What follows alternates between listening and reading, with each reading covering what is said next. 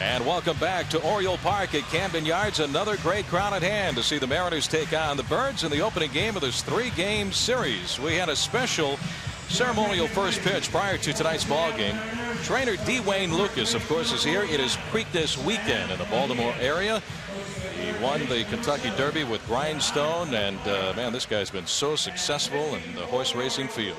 So it's a big weekend for everybody here in Baltimore. And Red, let's take a look at tonight's starting lineups for Game 1. All right, let's take a look at the Mariners starting lineup, brought to you by high quality Arco gasoline. Remember, the real difference is the price. Mariners offense, well, they have two guys in the lineup, EDGAR Martinez and Jay BUHNER, and both of them hit well against the Orioles last year. Defensively, for the Orioles, well, they have some veteran guys out around the bag at second base in Cal Ripken Jr. and Robbie Alomar. They can play the bag well. And on the mound will be right-handed pitcher Jimmy Haynes, the 23-year-old right-hander, a 7th-round pick in 1991. A 1-4 record, ERA rather high at 7.76, is making his first career appearance against the Seattle Mariners. Started the season off a little bit slow, but then in his last outing last Friday at Milwaukee, had no decisions, went 8 innings, and he allowed just a couple of hits, 3 runs, while striking out 7, and he threw 126 pitches. He has a very good fastball. So the Mariners are going to have to get ready tonight if they're going to handle that right-hander. A little bit of a hazy night here in Baltimore. We had some rain earlier this afternoon and this morning, and they are calling for the possibility of showers later on this evening. But we're going to get this ball game started right on time. Tonight's first pitch is brought to you by Boston Chicken. Hit a home run with Boston Market home-style meals. Left fielder Darren Bragg will lead things off. These two clubs played to a .500 record last year at 6-6. Darren Bragg batting .356. He has 3 home runs and 5 runs batted in. Takes a first pitch fastball for a strike, and we are underway.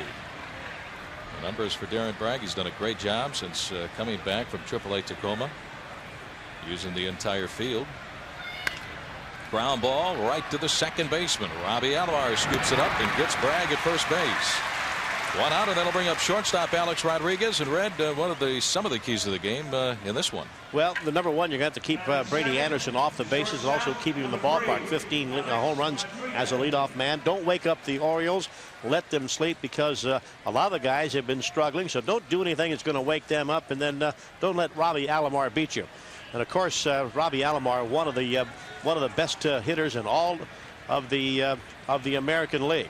Of course, brought to you by Washington Mutual, friend of the family.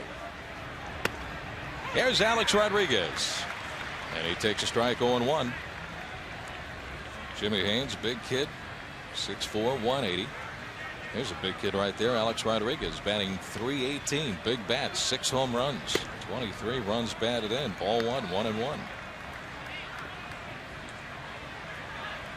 Well, Alex, last 7 ball games since coming off the DL. Look at that, batting .370 with 3 of his 6 home runs.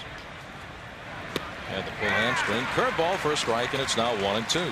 One of the things we've noticed about Haynes is he has what they refer to as a little bit of the old-fashioned curveball, right over the top. He's got a good break to it.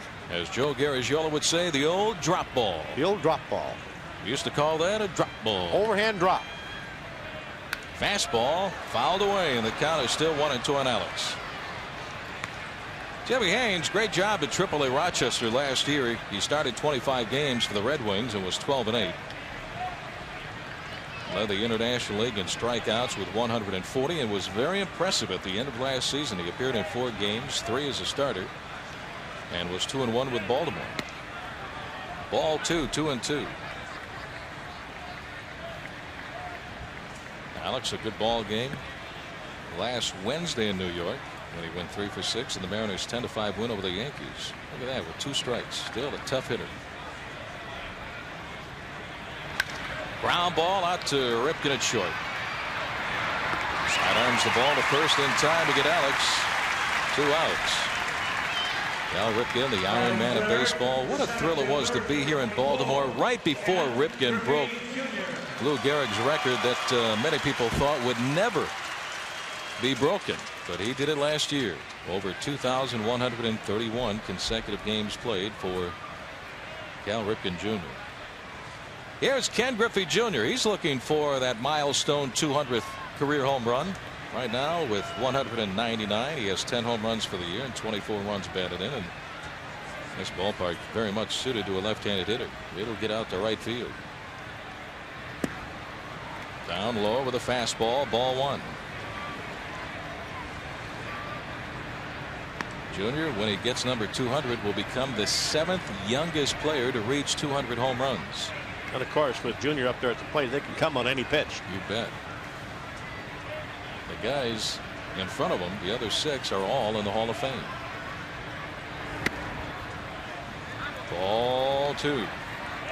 A few years ago, they played the All-Star game here in Baltimore, and Junior hit the warehouse, which is beyond Eutaw Street back there. You see all the fans milling about, barbecue area behind the right field bleachers. This is a great ballpark.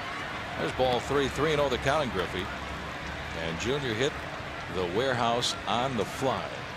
And that was quite a poke. You know, you used a term, excuse me, a term that I like, and then you say, you know, it's a wonderful ballpark. You're exactly right. It's not a stadium.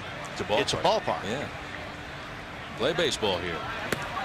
He had the green light to swing away at 3-0. Man, did he take a rip, and the count goes to 3-1. That fastball had a little hop on it. Yes, it did. And watch Junior's head. See if he didn't pull off just that ball a little bit. Look how far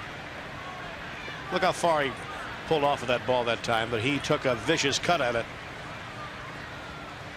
He gave it a good try for 200 on that swing.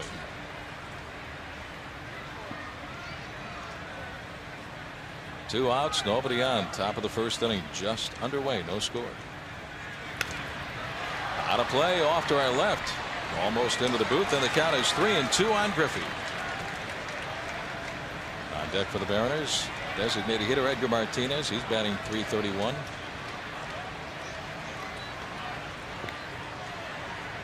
What a year Edgar had last year. You know, another great start this year. When you know you can hit, everything seems to be nice and relaxed. You need calm. Breaking ball on the ground. Ripken going to his right to backhand. Not in time. Junior beats the throw. A base hit. Cal Ripken Jr. was playing almost behind second base. He had to go to his right to backhand that ball, and Griffey, good hustle, is on at first. Ordinarily, that would have been an easy out, but as you pointed out, Ripken playing directly behind the bag had to go to his right and then make the throw, but it was only the speed of Junior that time enabled him to beat that ball out. See how quickly Ripken got planted, and then the scoop by PALMEIRO, but look, Junior's foot is already on the bag.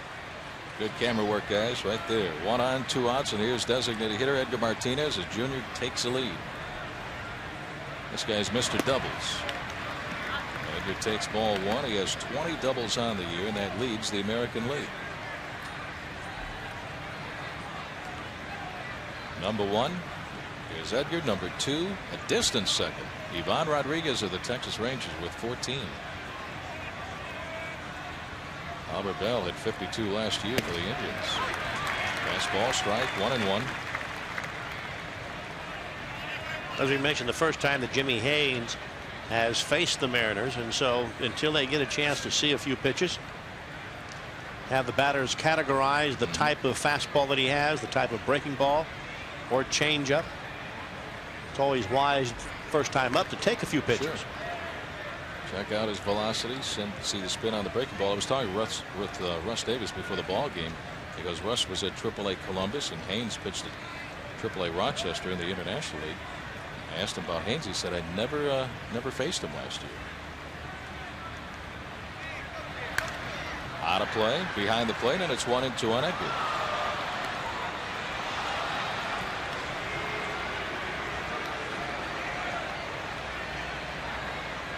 Edgar batting .349 against right-handed pitchers, .278 against lefties. Righties can't get the fastball in on his hands. That's one reason why. Yeah, but why did the left-handers get him out? Yeah. Junior back to first base. It could be that Edgar sees the ball well against him, but they just turn the ball over a little bit, run the ball down low and away, and he hits ground balls. Left-handers probably don't pitch him inside.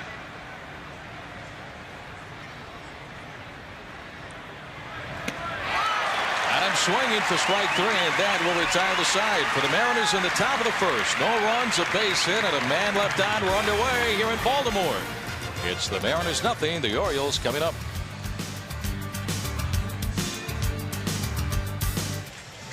Mariners did not score in their half of the first inning. Let's take a look at the Orioles starting lineup, brought to you by high-quality Arco gasoline. Remember, the real difference is the price. Well, the Orioles offense. First 6 men in the lineup are left-handed batters, and so far this year, Walcott has had trouble against left-handers. Defensively in the outfield, well, they've had some rain. It's a little bit slow, so you have to be a little cautious out there in the pastures. And on the mound is Bobby Walcott, making his 9th start of the year. His last outing beat Kansas City 11-1 through a good ball game, picking up his 2nd victory of the year. Last year was 0-1 against Baltimore. He worked in 3 1/3 innings. Brady Anderson to lead things off, and he looks at a strike. 0-1. What a start for Brady Anderson, hitting .308. Look at that, 15 home runs, and he has 6 leadoff home runs. He's had a major league record with 4 consecutive games with a leadoff home run. Just misses away. Ball 1 ball and 1 strike. Well, Brady Anderson wants to hit the fastball. That's the pitch that he wants to hit. And I mean, he'll come out of his shoes to swing at that pitch. Fastball just a bit low. Ball 2-2-1. Last 5 games struggling a bit, Red, batting just .176, but he had that quad injury. Well, that might explain a lot of that. This guy here can swing the bat. He's a good leadoff man. Down and in. Ball 3-1.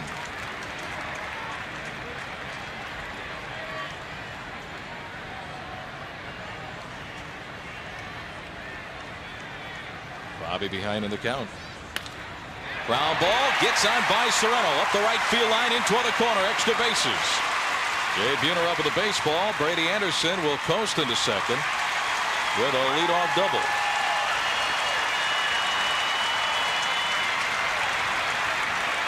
A ground ball inside the bag at first. Paul Sorrento with a diving try. That's double number 10 on the year for Brady. And here it is, head in the count, 3 balls and 1 strike, and they're going to look fastball. They're going to jump on it just under the glove of Sorrento. Boy, he did not miss that by very much at all. But Sorrento with a good effort. And the one thing we said, that one of the keys to the game, he's got to keep this guy off the bases. Didn't do it the first time up. Brings up designated hitter tonight, Luis Polonia. He was just called up recently from AAA Rochester. He spent the better part of the spring with the Mariners, then was let go right at the end of the spring. In the dirt, and it skips away from Wilson and into the dugout. And Brady Anderson will be sent to third base on the wild pitch. That ball may have hit home plate. See if that ball doesn't hit and skip. Yeah, that ball may have hit the front edge of home plate. Yeah, it took off and hit Dan on the shin guard. That's right. Instead of bouncing, having a true bounce, it may have just hit and skipped down. Well hit to right field. Goodbye baseball. Luis Polonia with a 2-run home run to right. And just like that, the Birds have a 2-0 lead. All Jay Buhner could do was turn around and watch it sail out of the ballpark. Polonia with his first home run of the season. This is only his 4th game with Baltimore. He started off at AAA Rochester. Well, the Orioles score first. A 2-run shot by Polonia. And you know Polonia is pretty well pumped. Having been released by the Mariners, you know he wants to come back and do well against them. For Polonia, well, let's see. That is his 18th career home run. Well, we told you this is a very friendly ballpark for left-handed hitters. Here's Robbie Alomar, a switch hitter, batting from the left side. He takes a strike, 0-1. Number 2 in the league, batting .377. Ground ball up the middle into center field. A base hit for Alomar. So 3 hits for Baltimore and still nobody out. So Bob Walcott trying to regroup as quickly as he can here in the first inning. And you're going to have to keep an eye on Alomar. He has stolen 6 of 7 attempts down there at second base. So he likes to run.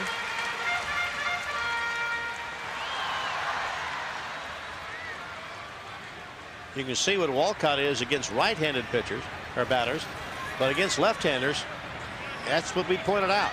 323 batting average, and the first 6 guys in this lineup tonight all bat left-handed. Yeah, he won't see a righty until Cal Ripken. Ground ball right field into right for a base hit. So RAFAEL Palmeiro with a single, and that'll send Alomar down to second base. 4 consecutive hits for Baltimore. Now here comes pitching coach Bobby Cuellar out of the dugout. Well, you can almost see what's going through the mind of Bob Walcott. There's a pitch right down the middle of the plate. And if you look at the first few hitters, Brady Anderson fell behind 3-1, fell behind 1-0 to Polonia, and then came in with a good pitch.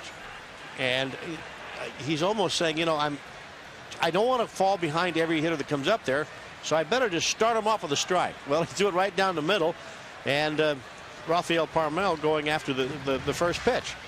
And he said, I'm looking for a ball that I can pull in the hole, and yank that ball into right field. So Bobby Cuellar going out there says it's all right to go strike 1, but if you go ball 1, I mean, don't just give in to the hitter and throw it right down the middle of the plate. So Bobby Cuellar back to the dugout, and that'll bring up Bobby Bonilla, the right fielder. Batting just 220. Yeah, but this guy has power. Sure does. He'll kick his leg up high in the air, and he'll turn that bat loose. And there is strike 1. Bonilla with just 2 home runs right now and 20 runs batted in. The Orioles have struggled over the past few weeks. Runners go. Swinging a ground ball out to Joey. No play at second. The throw to first is in plenty of time to get Bonilla. Well, the Orioles stay out of the double play as Bonilla grounds out 4-3. Palmeiro down at second. Robbie Alomar is on at third base. And the only reason that the Mayor did not turn the double play was because the runners were going. That time Davey Johnson had the runners going, and that prevented it, because otherwise that would have been a perfect double play ball to get Bonilla there at first base. So 2 on in scoring position. They will take the bat away from B.J. SURHOFF, another left-handed bat. And how many times do you walk the bases full to get to Cal Ripken Jr.? Boy, you don't do that very often, do you? But I think when Lou Piniella is playing the percentages, he's going to go right-hander to right-hander. Lou knows that Walcott has trouble with the left-handers, so he's going to go the right-hander to right-hander in hopes that they can get Ripken to hit the ball on the ground. Not a real good feeling to have to do this, but it's a situation where Lou is making the right move right here. Set up the force at any base, try for the chance at a ground ball off the bat of Ripken, and try to turn 2 and get Bobby out of the inning. Now Ripken has been really struggling the last 18 ball games, batting just 181. And Davey Johnson, the new skipper for the Orioles, has him down into the number 7 spot for the second ball game. Look at that, batting just 243 on the year, only 1 home run, 18 RBIs, but still dangerous. 4 career Grand Slam home runs for Cal Ripken Jr. last time back in June last year against the Oakland A's. Bases loaded, 1 out, 2 in. The Orioles lead 2-0.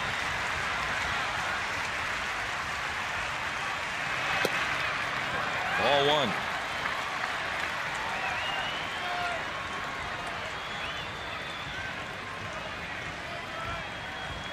Brady Anderson led off the ball game, led off the first inning rather, with a double down the right field line, and scored when Luis Polonia hit a home run to right field. Ball 2, 2 balls and no strikes.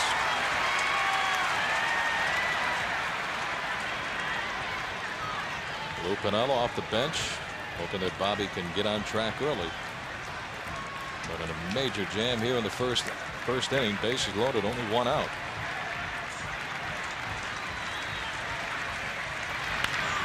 Ground ball to Davis. He's going to come home for the force at the plate on Robbie Alomar to cut down the lead runner. 2 outs. Good play, because with the big high chop, I don't know if they get the double play. 5-4-3. So Russ Davis came home for the sure second out. Bases are still loaded, but now with 2 down. Well, that's a decision that you have to have made prior to when the ball was hit to you. If you're an infielder, you say one of 2 things. If the ball is hit to me quickly on the ground, I can go for 2. If the ball is hit to me slowly on the ground, then I have to get to one guy, and that is go to the plate and cut that run off if you can. So you have to make that decision before the ball is even hit to you. So when it is hit to you, you already know what you're going to do with it. Your mind's already made up. Here's catcher Chris Hoiles. Checks the swing. Did he go? Yes, he does. He appealed down to the first base umpire. Jimmy Evans 0-1.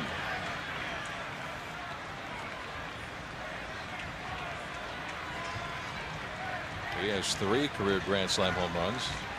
Last one back in '93 against the Tigers. Ball 1, 1-1. Wolcott won his last start last Saturday, going on just 3 days rest. He went 5 innings in the Mariners' 11-1 win over Kansas City. Left that game after 5 with a 7-1 lead.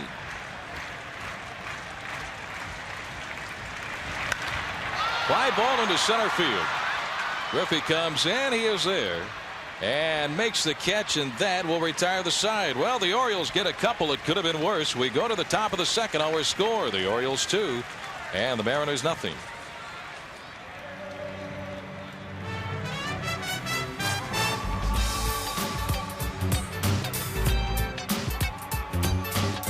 The Orioles lead 2-0, top of the second. Baltimore with a 2-run home run by Luis Polonia in the bottom of the first inning.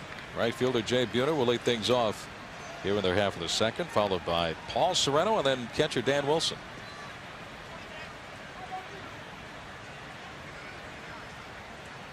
Last Wednesday in New York, Mariners were down early 4-0 to Jimmy Key, but came back thanks to this guy right here, Jay Buhner. Buhner had a leadoff home run in the top of the 4th inning in that game. That was his 11th home run of the year. 32 RBIs, leads the ball club.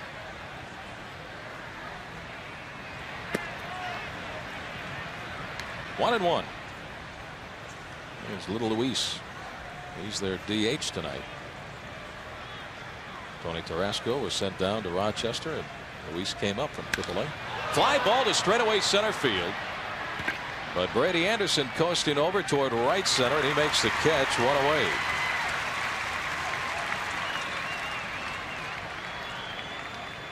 That had a pretty good sound, but didn't go as far as I thought it was when it left the bat. I thought that ball was going to have a little bit more carry to it, but it got up there in the in that slight breeze that there is, and kind of tailed off considerably.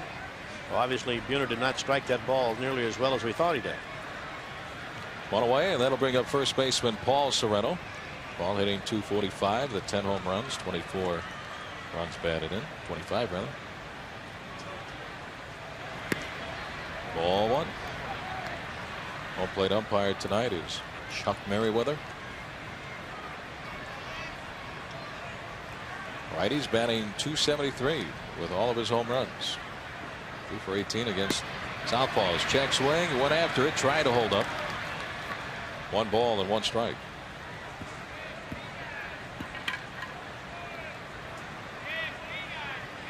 Jimmy Haynes on the mound for the Orioles, getting the start in the opening game of the series. Got off to a slow start, then went to the bullpen. Now back in the rotation. David Wells is hurting with a bad foot. He may be back on Monday. An infection in his big toe. Scott Erickson is struggling right now with a sprained ankle. Playing Pepper. Not sure when Erickson will be back. Mariners will see Ken Mercker tomorrow. Line pass Ripken at short into left field. So Paul Sorrento with a nice swing going the other way. 1 on 1 away. That'll bring up catcher Dan Wilson. Hey, big promotion coming up on Saturday, May the 25th. That's going to be McDonald's bat night as the Mariners take on the New York Yankees. Game time is 7:05. The first 18,000 kids 14 and under receive a Natural Wood 95 American League Batting Champ baseball bat, complete with the engraved signature of Edgar Martinez, courtesy of McDonald's. For tickets, call 622-HITS or stop by any Ticketmaster Ticket Center. 1 on, 1 out for catcher Dan Wilson. Strike 1.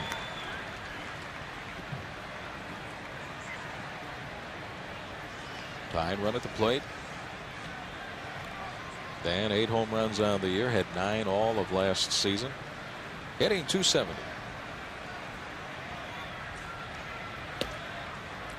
1-1.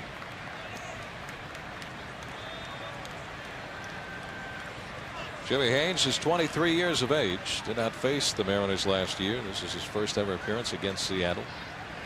As we mentioned, a great job at AAA Rochester last year.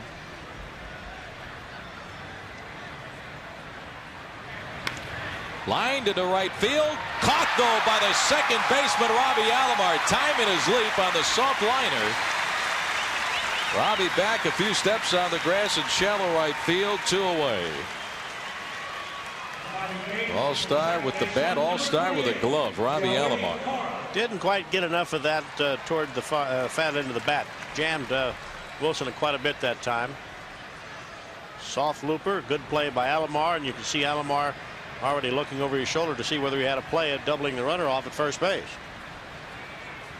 Here's second baseman Joey Cora. Ball 1.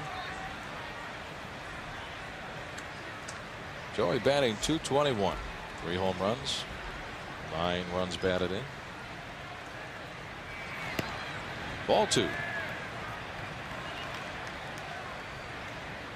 Now the new GM here is a longtime friend of yours, Pat Gillick, and Peter Angelos, the owner of the ball club, talking Gillick out of retirement. Gillick for so many years was the architect of that Blue Jay franchise, and he gets Robbie Alomar to sign a long-term deal with the Orioles. Well, it took Pat a few years to look at his ball club, look at the organization, see what they needed. Line drive, and Alomar doesn't catch this one. Down to second and holding is Paul Sorrento. Joey Cora with a base into the right field, just beyond the reach of Robbie Alomar. 2 on and 2 outs. And now that you look at the leap, boy, he just missed catching that one. That it was not by very much. But getting back to Pat Gillick, see the stroke once again by Joey Cora. It took Gillick a while to figure out the needs of the ball club, and then had one great asset going for him, and that is the owner having enough money to go out and to sign some of the players so that they could put a team on the field that they wanted to have represent the organization. Give Gillick some time. Probably do the same thing here in Baltimore. Third baseman Russ Davis. He takes ball 1. Yeah, Pat Gillick was very busy as soon as he took over the ball club as the GM from Roland Heeman. And outside Alomar, almost signed David Cone away from the Yankees. Strike 1, 1-1 on Davis. Made the trade for Kent Merker from Atlanta. Traded away some good young talent to pick up David Wells from the Cincinnati Reds. Davis 3 home runs, 14 runs batted in. Said it was a strange feeling the other night playing against his former teammates, the Yankees. Swing and a miss, 1-2. But he had a big hit in the comeback win on Wednesday night. His base hit made it a 4-3 ball game. Mariners eventually would score 5 runs in the 4th inning and take the lead against Jimmy Key. 2-0 Baltimore. Fine run at first base. Yeah, the dirt. Good stop by the catcher Chris Hoiles. Ball 2. 2-2.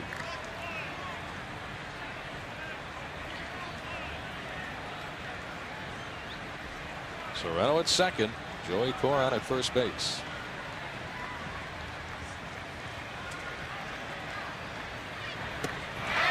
Swing and a miss at a breaking ball for strike 3, and that will retire the side. No runs, a couple hits, 2 left on after 1.5 in Baltimore. Orioles lead 2-0. Bottom of the second, the Orioles have the early 2-0 lead. Pitcher Jimmy Haynes right there worked out of a jam in the top of the second. Jeffrey Hammonds will lead things off for the Birds here in their half of inning number 2. Ball 1. Hammonds batting .242, 5 home runs, 14 runs batted in.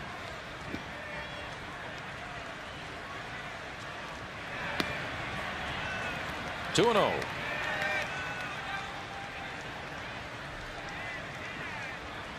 Bobby rough time in the first through 22 pitches. He's way behind Hammonds now at 3 balls and no strikes. Well, that's the one thing that Walcott cannot afford to do, and that is to fall behind all the hitters that come up to the plate. And he walks Hammonds on 4 straight.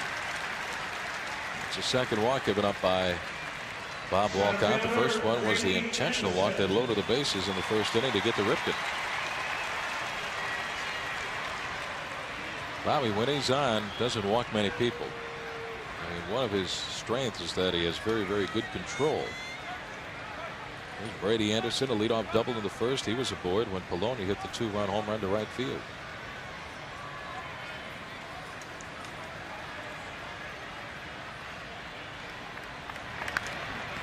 Out of play on the third base side. Brady Anderson tied the major league record for home runs in April with 11.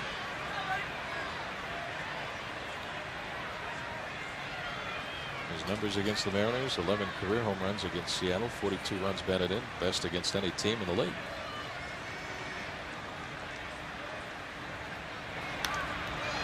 Out of play behind the plate, and Walcott's out in front of the count on Brady. No balls, 2 strikes.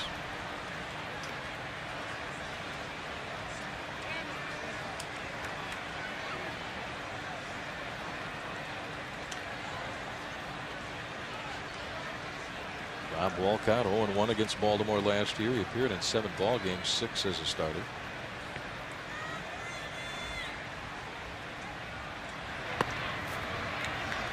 One and 2.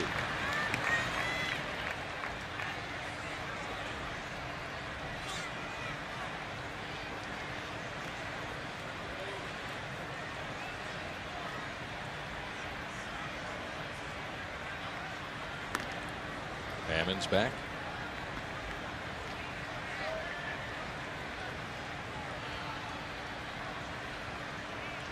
Brady number 2 in the league, along with last year's MVP Mo Vaughn. Albert Bell on top with 16. He had 2 yesterday.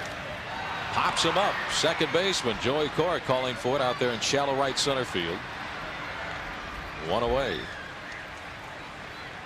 That'll bring up designated hitter Luis Polonia. Say, friends, now you can get authentic American League West Championship apparel, souvenirs, and other merchandise you can't find anywhere else but directly from the Mariners. You can see the whole line of Mariner merchandise by visiting the Mariners website at the address on your screen. Check out this month's featured item, an Edgar Martinez game bat signed by the '95 American League batting champ himself. For a free catalog, call 628-3555. 1 on, 1 out, 2-0. Birds lead, bottom of the second. Here's Polonia. A home run to right field in the first inning for Luis. 0-1. There's always a good feeling when someone trades you or releases you to come back with another major league team and then have a good night against the team that lets you go, and that's like in your face type stuff. Hey, that'll teach you to let me go. Throw to first base, and Hammonds is back one more time. Let's check the Northwest Ford Dealers scoreboard around the American League. They're in the top of the 4th at Jacobs Field. Cleveland leading Texas 2-1. Low had a 2-run single. Hayes lead Boston 3-1 at Fenway. Low, ball 1-1. At Yankee Stadium tonight, the Yankees have a 1-0 lead over the Angels. Paul O'Neill, an RBI double, bottom of the second. And it's 2-0 Baltimore here in the second at Camden Yards. Another move to first base. Hammond's back one more time.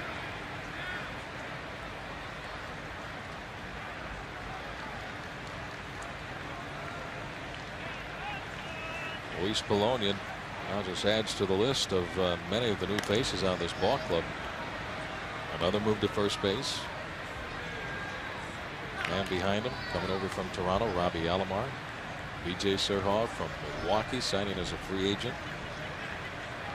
David Wells, Ken Merker. Now that starting staff. Up and away. Ball 2, 2-1.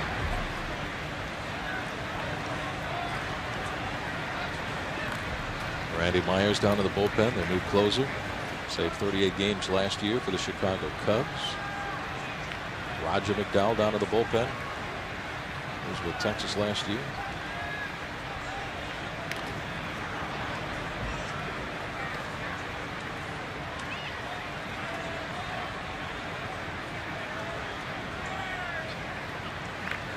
Hammonds 2 steals in 5 attempts.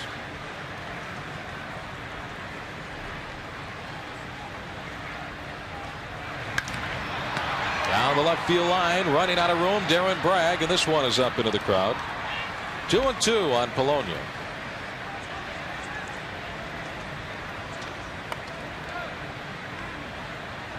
Tough man to try to double up on the left side of the batter's box.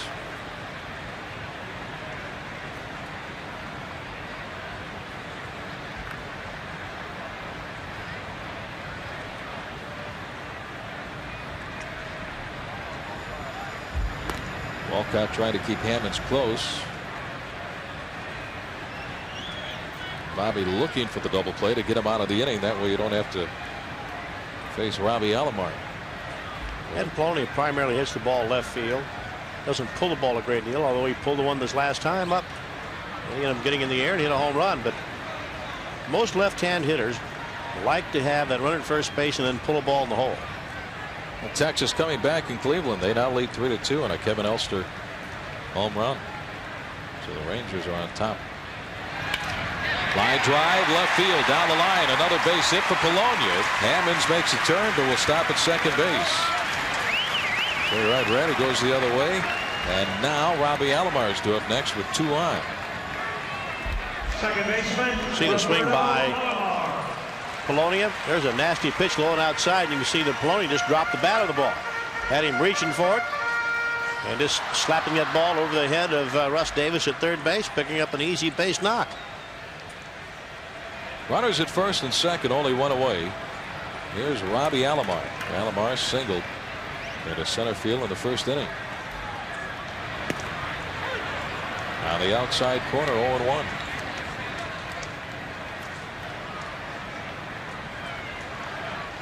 Robbie batting .417 here in Baltimore this year. .377 overall for the year.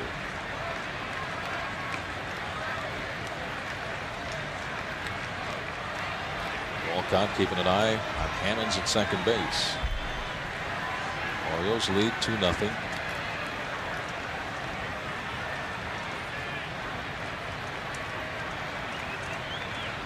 Baltimore 21-17. Second place in the East. Ground ball backhanded at first by Sorrento. He'll underhand a Walcott at the bag for the out on Robbie Alomar. That's 2 down, and on the play Polonia the second. Hammonds over to third. There's Luis at second base. First baseman, RAFAEL PALMEIRO. See the play by Sorrento. Gets up, looks around, and decides that really his only play is at first base. That ball was hit hard. I thought he might have a chance to get Polonia down at second. Made a nice play to get to that ball, but he spun around and decided to go for the sure out. Here comes Lou out of the dugout.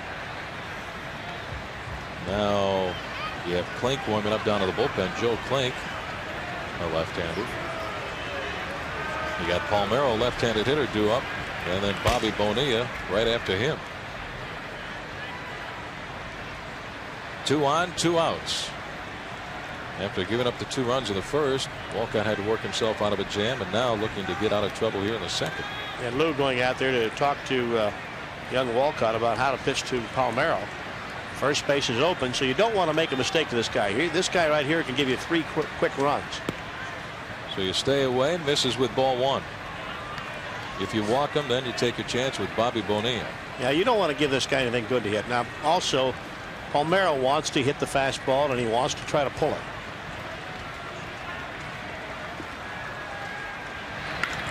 Well hit ball to right field. Buhner going back to the track, and this one is off the top of the fence. 2 runs will score. Palmeiro to second base with a 2-run double. The Orioles lead 4-0. That ball was just inches away from getting out of here for a 3-run home run.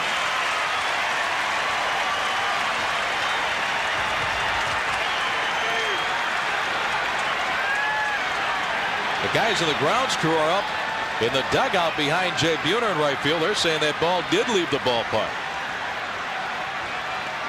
But it hit right off the top of the padding and came back to Buhner. Manager Davey Johnson out to argue the call with the second base umpire Larry McCoy, saying, hey, didn't that ball get out of the park? right off the top of the padding of the wall in right field.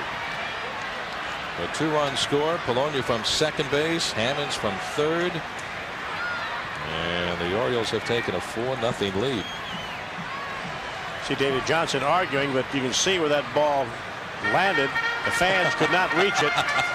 The ground crew saying home run, but they know that that ball hit the padding. Inch or two higher, might have gone. It might have bounced over. Ground crew trying to help the umpires. Here's Bobby Bonilla, 4-0 Baltimore on top. Well, at second. Ball one. There it was once again. There's a fastball out over the plate. Got to be careful throwing this guy fastballs too.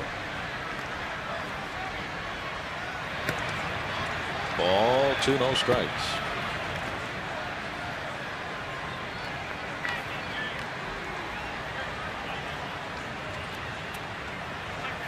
Look at that. Hitting just 187 at home. On the road, betting 263. Foul ball. Knocked down and short by Alex Rodriguez. No throw. Alex was shading toward the bag at second base. Hardy ground ball off to his right. First and third for Baltimore. And Bob Walcott is still looking for that final out here in the second inning. Third baseman, B.J. SURHOFF. See young Alex fighting that ball right now. Does not have a chance to get Bonilla at first base, and thought maybe, well, maybe we can catch the runner Palmeiro going around the bag just a little bit too much. You might be able to get him. Palmeiro at third, Bonilla at first base. Down the outside corner for a strike on B.J. SURHOFF.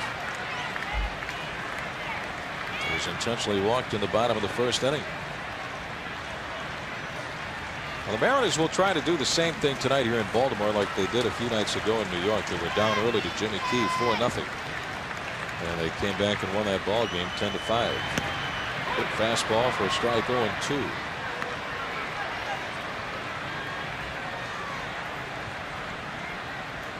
Only a .216 hitter. B.J. SURHOFF against the Mariners. And only 25 runs batted in.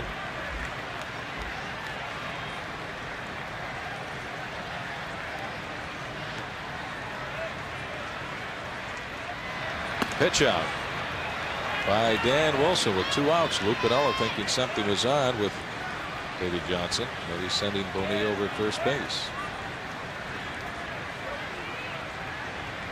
Kansas City tried it back home. The Yankees tried it a few days ago. First and third.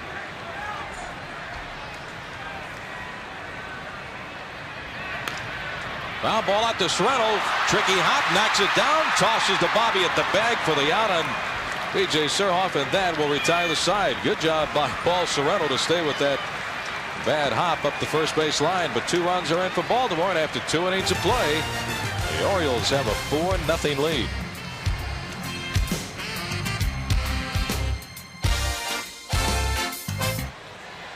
Well, the Orioles have a 4-0 lead as we head to the top of the third. It could have been a 5-0 lead. But RAFAEL Palmeiro just missed a 3-run home run at the bottom of the second. Turned out to be a 2-run double. How close was it? Right, boom, there. Right on top of the wall in right field. And it came back out to Jay Buhner. But it scored 2 runs on the play. And the Orioles have a 4-0 lead. Darren Bragg leading off the third takes ball 1. So the Mariners need some base runners to get back into this one. 4 runs, not that many runs in this ballpark because you can score in a hurry here. Ball jumps out of this smaller ballpark. 1-1 on Darren. Certainly the Mariners with power. They have about 66 home runs in the year. To lead the major leagues. Get a couple of men on base and have somebody go boom. They're right back in it. That guy was Jay Buhner against New York. Line drive, right field. Over Robbie Alomar's head for a base hit. Always got to wait with Robbie Alomar out there at second base. Well, after that single, let's check and see what happened on this date in Mariner history, brought to you by U.S. West. Back on May the 17th, 1993, Mike Blowers became the 13th player in Major League history to hit grand slam home runs in 2 consecutive ball games. Yeah, hit a grand slam in Oakland one night, came back the very next night in Texas, and went deep there again. First one off of Bobby Witt, the other one off of Craig Lefferts. Shortstop Alex Rodriguez 0 for 1. He's grounded out to Ripken at short. Bender in there for a strike. He was backing away, and the count is 0-1. Big slow curveball that Jimmy Haynes features, and you can't give up on it. It's a little bit of a different type of a curveball that the Mariners have seen this year, so don't give up on it. Stay with it. Alex doing a great job hitting on the road. Big swing and a miss, 0-2. They say Haynes has two types of curveball, one where he'll change speeds on it. Out of LaGrange, Georgia, Jimmy Haynes. Was called up at the end of last year on September the 10th. Out of play on the first base side, 0-2. Haynes made his major league debut on September the 13th against the Boston Red Sox and lost 2-0. Then picked up his first major league win on September the 18th when he beat the Detroit Tigers 6-2. He opened up some eyes last year with his AAA season at Rochester and his 4 starts in the big leagues. And it seems like over the last 20-25 years the Orioles have always developed good young pitching. Out of play, first base side. Still 0-2 on Alex Rodriguez. Well, it all started several years ago with a guy by the name of Jim Palmer. And then since then they've had a lot of very, very good. Scott McGregor has been with that ball club. Flanagan, also an outstanding left-handed pitcher. Bobby Quayer, left-handed pitcher. And they've always been a team that featured pitching. Mike Boddicker on to Mike Mussina. Going outside, ball 1-1-2. And there was one of the best in the business when he pitched, Jim Palmer. Now works on TV for the Orioles along with Mel Proctor. Good fastball, great overhand slow curveball. Hall of Fame. Swinging a foul off the catcher Chris Hoiles, or maybe a piece of the umpire Chuck Merriweather. Still 1-2 on Rodriguez.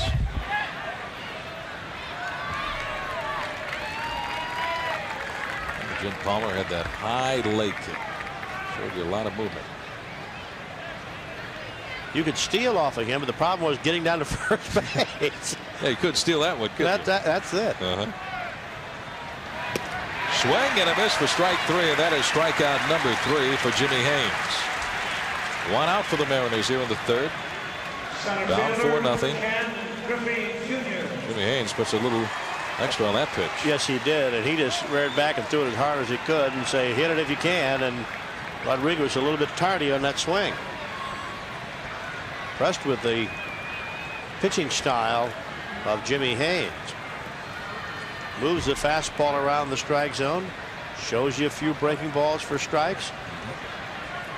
Been impressed with him so far. Here's Junior, 1 for 1, a single in the 1st inning. Line drive down the right field line. This one is going to be a fair ball in toward the corner.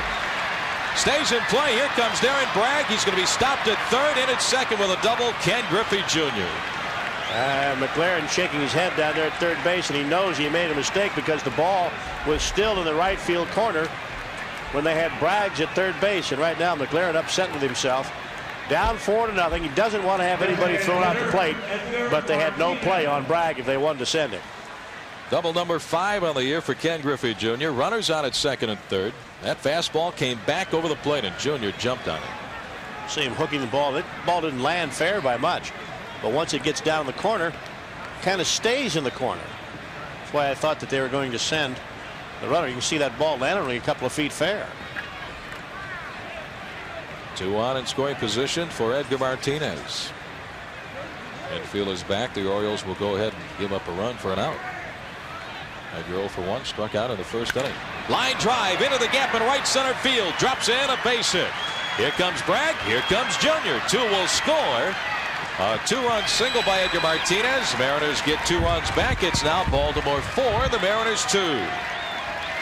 Edgar jumping on the first pitch from Jimmy Haynes, and he drilled a shot into the alley in right center.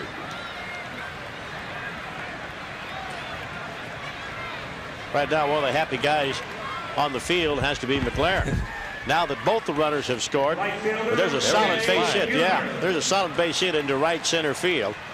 Edgar picking up a couple of RBIs. Both those guys can hit. And they're not talking. Yeah, they're not talking about pitching or defense, folks. They're talking about hitting. That guy is the best of the American League right there, Edgar Martinez. Not leading the league in hitting, but I think he may at the end of the year. Jay Buhner, tying run of the plate. A little tapper foul out in front of the plate, and the count is 0-1. It came back and got a piece of Jay and then went out into fair territory. But here you are. Mariners have seen now Jimmy Haynes once through the lineup. They're starting to make some adjustments up there at the plate. They pick up a couple of runs. And right now, if Jay catches up to a pitch, he can tie it. He represents the tying run. Remember a game last year, the Mariners shut out the Orioles here in Baltimore 2-0. Big swing and a foul back by Jay, and the count is 0-2. Randy Johnson shut out Baltimore that night, and Jay Buhner was hampered by a bad hamstring. And Buhner won that ball game with a home run. Jay'd like to have that pitch back. He had a good cut of that high fastball and just missed it. Red hot the last 6 ball games with 3 of his 11 home runs in one Wednesday night. Ball 1-2.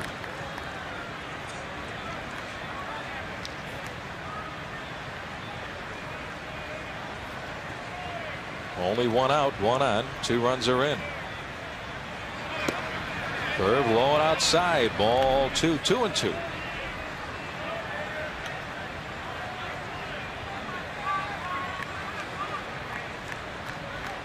Edgar on at first base.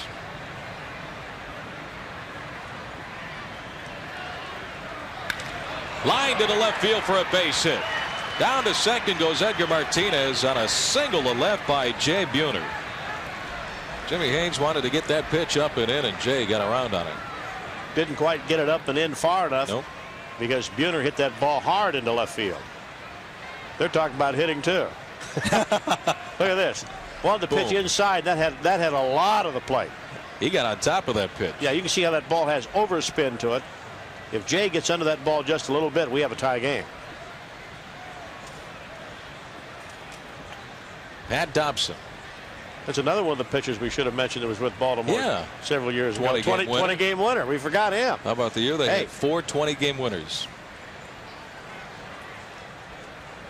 First baseman, Paul Sorrento.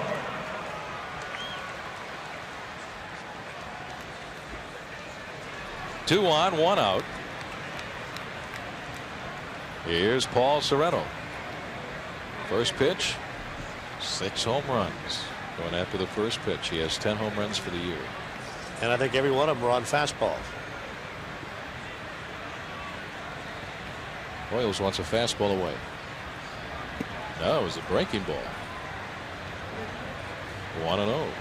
Well, he's going. I think you crossed him up. I think I was right. I think you had the right. You had the right call, but the pitcher didn't. Remember now, one's a fastball, two's a curve. Yeah. I'm 9 miles away, and he's 60 feet 6 inches, and sometimes, they get crossed up. But it looked like Hoiles called for the fastball. I'm sure he did. He said, hey, don't make a mistake with 2 guys on here. Yeah, I mean, let's make sure we're on the right page here. I want to know what's coming.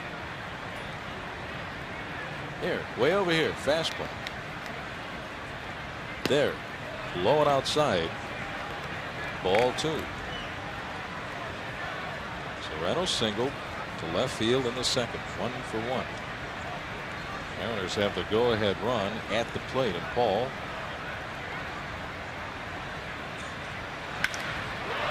left field. Hammond's back on the ball and makes the catch out in front of the warning track. Runners will have to stay. Edgar at second, Buhner at first base. 2 on and 2 outs.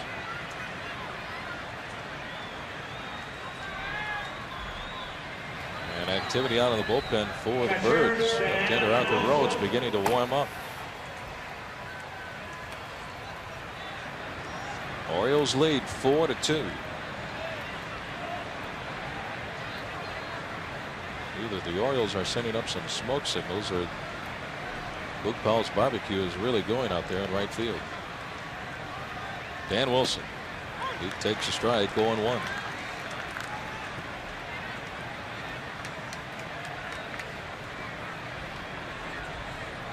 Look at that. Luke Paul's barbecue out there behind the stands in right field on Utah Street. That smoke lazily going up into the night sky. Ground ball, foul on the third base side. 0-2 on Dan Wilson. That's a great barbecue sandwich, by the way.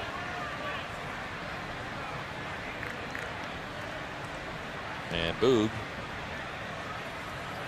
doing a brisk business out there. I have about 45,000 here every ball game.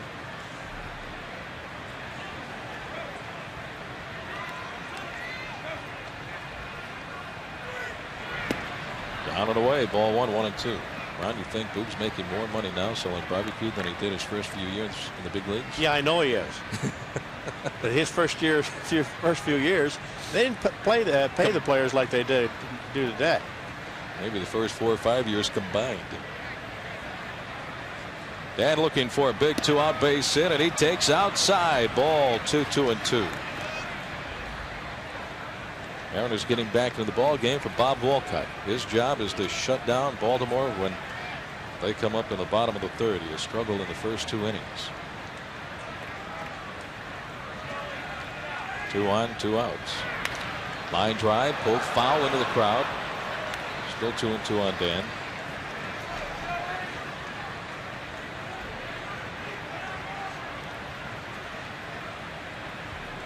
Wilson batting .270, 8 home runs, 27 runs batted in.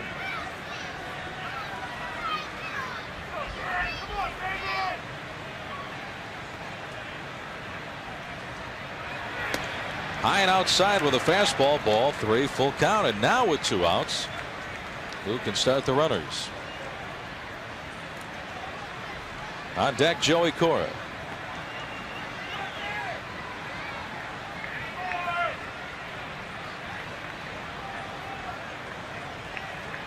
Edgar at second, Jay at first. They go. And the pitch is low for ball 4. So the Mariners have the bases loaded for Joey Cora. And that was really a good at bat for Dan Wilson. He started the count 0-2. And then hung in there, fouled some pitches off. And then finally able to grind out that base on balls. A base hit here could score a couple and tie up the old ball game. And Wilson with a walk, the first one given up by Jimmy Haynes. The table is set for Joey Cora. Line to single over Robbie Alomar's head. Yeah, it's due for Joey's due to get going once again. He's had a little bit of a dry spell. He's due to get it going here. Good job right there by Joey to take the first pitch.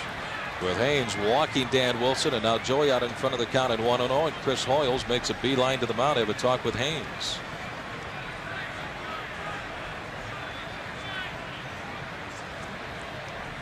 Skipper Davey Johnson on your right. New pitching coach Pat Dobson on your left with the jacket. 2 runs are in on a 2-run single to right center by Edgar Martinez, and now the bases are full of Mariners. And that's outside, ball 2, 2 balls and no strikes. Now Joey can look for a ball that he can hammer. He's ahead the count, 2 balls and no strikes, so don't swing at anything that's tough to hit. Look for it right down the middle of the plate.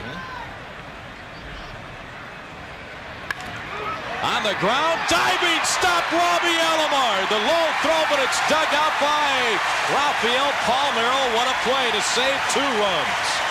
Holy smoke. Robbie Alomar robs Joey Cora of a base hit, and that will end the inning. Look at that. It's a bad hop. It comes up, and Robbie handles it to get Joey over at first base. So the Mariners come up with a couple. We go to the bottom of the third. It's the Orioles 4, the Mariners 2.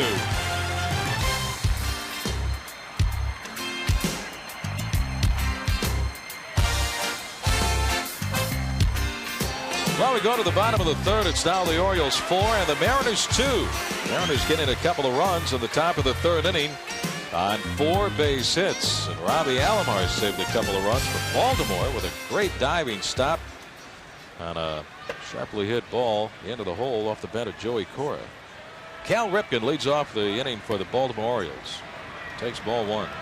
It's a big inning right here for Bob Walcott. He's got to shut down Baltimore right away. Ripken is 0 for 1. Ball 2, 2-0.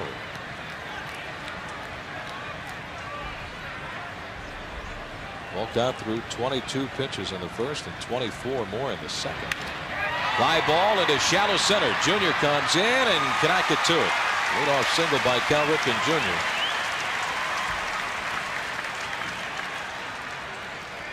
Catcher Chris Hoiles. They'll bring up catcher Chris Hoiles. Hitters swing at the pitchers completely different when they're ahead in the count 2-0 versus 0-2. And Walcott has fallen behind most of the hitters this evening. Now he needs to change that around. Mariners very much in this game. Long way to go in this contest. Sure. 4-2 ball game. We'll have some activity one more time down in the bullpen. It looks like Joe Klink will warm up for the second time in this game. He was up in the pen in the second inning. Chris Hoiles 0 for 1. Missed to the slider.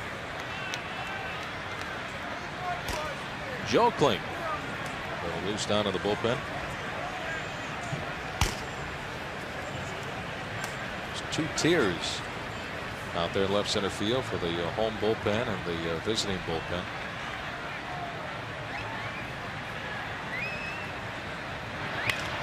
Ground ball down the third base line, backhanded by Davis. Second base, and it's going to be in time to get Cal Ripken. What a play by Russ Davis. The throw just in time to second baseman Joey Cora to force Ripken at second. Look at this play one more time. That ball goes just inside the bag. And how quickly Davis gets rid of the ball. Forced play down at second base. Cora could have made that play a little bit easier for the umpire if he would act like a first baseman and reach out. But Joey was reaching, he was on the outside part of the left field side of the bag. Shorten the throw. Shorten the throw, reach out for it. 1 on, 1 out. Jeffrey Hammonds takes a slider 0-1. He walked and scored in the second. Of course, I understand why Cora doesn't do that sometimes. He's a little guy, and I think over the years he's learned that guys sliding into second base are normally larger than he is. Might be a little bit reluctant to stay near the bag, and I understand that. I mean, you're not looking, and you don't want some guy to run into you down there that outweighs you by 50 or 60 pounds and has about 5 or 6 inches or more in height. Sure. Get knocked around pretty good around the bag at second if you hang in there too long. Ball 2-2-1 on Hammonds.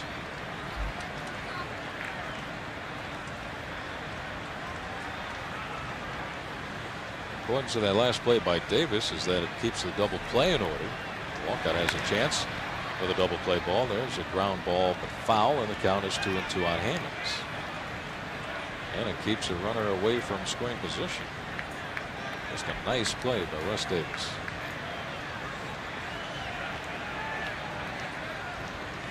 Jeffrey Hammonds having a tough time. Last 21 ball games hitting just 200.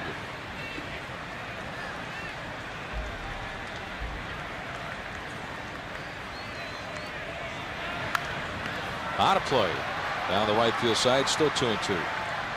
We were talking about how the Orioles, after getting off to a great start at 11-2, have had a rough time over the last 25 ball games, playing a little bit better the last few. But I was talking with new third base coach Sam Perlazzo here in Baltimore, the former Mariner third base coach, and said, Rick, it's basically a combination of things. We've had some injuries, pitchers have struggled, some of the big bats haven't been hitting.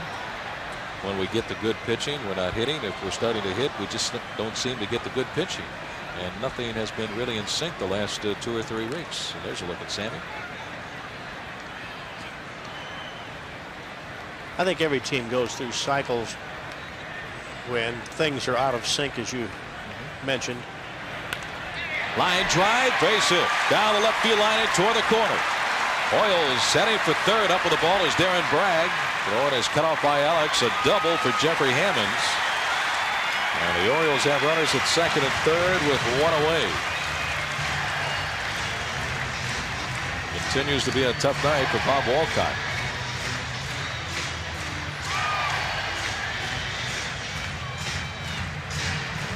Just beyond the reach that time of Davis. And the one job that Darren Bragg had is to make sure that Hoiles is not able to score from first base. And Lou Piniella coming out of the dugout right now. He may make a pitching change.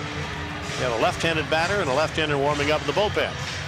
So Lou going out. He will make the change. He's going to go down and get the left-hander Joe Klink to face Brady Anderson. You have a bunch of left-handed bats coming up. Of course, some of the left-handed bats are the switch hitters like ALOMAR and Bonilla. So Bob Walcott with an early exit tonight here in Baltimore. He will go 2 and the 3rd innings, and Mr. Klink will take over. Runners at 2nd and 3rd, 1 out. The Orioles with a 4-2 lead as the change is made. We'll be back right after this timeout.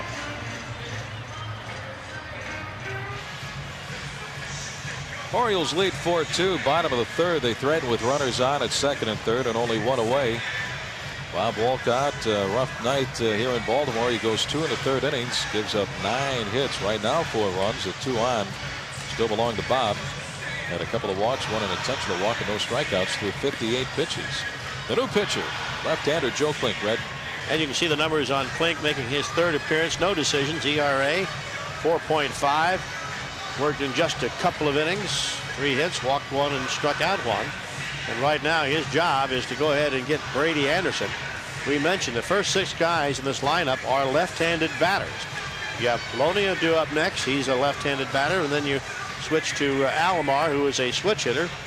And then PALMEIRO and Bonillla switch hitter. But Lou making the change right now, going after the left-hander. And he's got righty Bob Wells warming up to take care of some of the right-handed bats. 2 on in scoring position, and here's Brady Anderson. 1 for 2 with a double in the first. He scored when Polonia popped a home run to right field. Up and in from Klink, ball 1. And that was not intentional because that was a breaking ball. Joe called up from AAA Tacoma a short while ago. A couple of years ago in the National League with the Florida Marlins.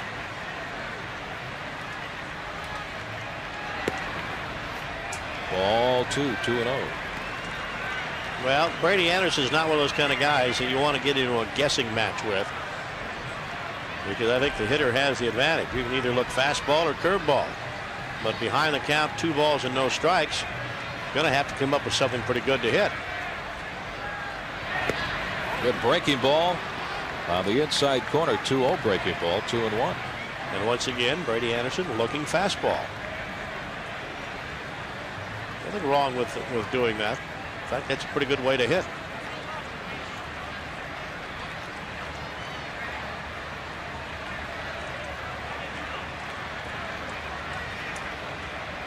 Infield halfway. Popped him up. Dan Wilson off of the mask. Might have a play. Oh my, it's right into the front row of seats. The box seats right behind home plate. Dan running out of room. The count is now even on Brady Anderson at 2 balls, 2 strikes. You can see the difference between playing in Yankee Stadium versus playing here in Baltimore. In Yankee Stadium, that would have been an easy play for the catcher. But not nearly the room behind home plate here in Baltimore as you had in Yankee Stadium. If this were Yankee Stadium, Dan Wilson could go about 10 rows back into the seats here. That's how much farther back it is at Yankee Stadium than here at Camden Yards. Well hit, but he pulls it foul down the right field side, and it's still 2-2.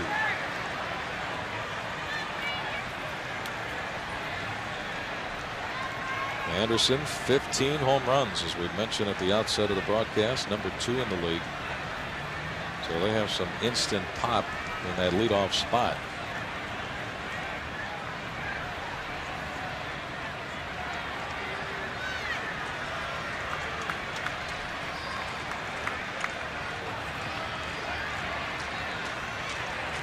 Two on, 1 out. Swing and a miss, strike 3. Joe Klink with the fastball gets it by Brady Anderson, 2 away. Good job by Klink. The high cheese, the high fastball, and Brady Anderson, that ball was by him. Going after that high fastball, and now we're going to have a pinch hitter. Mike Devereaux, I believe, is going to be batting for Luis Polonia. Here's Devereaux. So Davey Johnson going to his bench and bringing in the right-handed hitter. So Devereaux at the pinch hit, and here comes Lou Piniella out of the dugout. He's got Bob Wells ready. Down to the bullpen, and already the call for the right-handed Bob Wells is made by Lou before he crosses that third base line. 2 on and 2 outs. Good job by Klink to strike out a tough hitter in Brady Anderson. The Orioles lead 4-2. Pat on the back from Lou to Joe Klink. He got the job done. He took care of Brady Anderson with a strikeout. Luis Polonia was 2 for 2 in this game with a single and a home run. Devereaux is on the pinch hit. 4-2. Orioles lead. Don't go away. We'll be back after this timeout.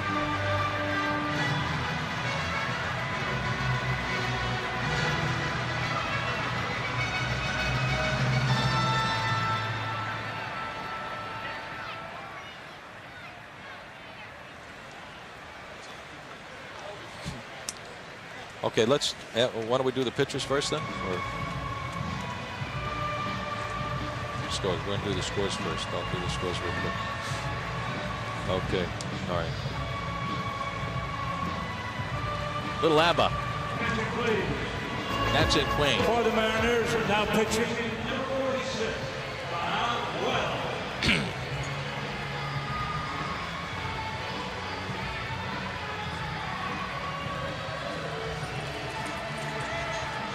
No, I'm fine. Linguine with clam sauce, Dick.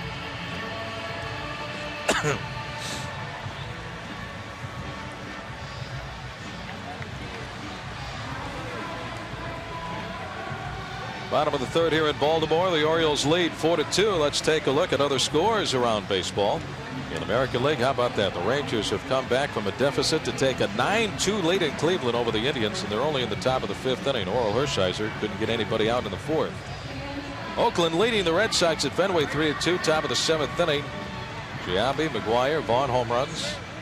White Sox lead the Tigers and the Motor City 4-2. Angels on top of the Yankees 2-1, top of the 5th. At Yankee Stadium, Randy Velarde, ex-Yankee, with a home run for California. Brewers lead Minnesota 1-0, 4th inning. In the Metrodome, bottom of the 3rd, Kauffman Stadium, Royals have a 1-0 lead over the Blue Jays. And the new pitcher for the Mariners will be right-hander Bob Wells. See the numbers for Wells. His 13th appearance of the year, 2-1 mark. Look at that ERA, 1.63. Wells has done an outstanding job for Lou Piniella and the Mariners so far this year, posing batters. Batting just 175 against him, and right now his job is to get Mike Devereaux out and get out of this inning and put up a 0 on the scoreboard. Look at that, Bobby, almost averaging 1 strikeout per inning pitched. 27 2/3 innings, the 24 Ks. What a job he has done out of the bullpen. 2 on and 2 outs. Bob Wells trying to keep it a 4-2 ball game. And he will face Mike Devereaux. Quick visit with Dan Wilson. The Orioles have Hoiles at third. Jeffrey Hammond's on at second base. Hammonds can fly, good speed. Devereaux batting .236. Got 2 home runs and 10 runs batted in. And now Wells and Wilson will meet one more time halfway between the mound and home plate.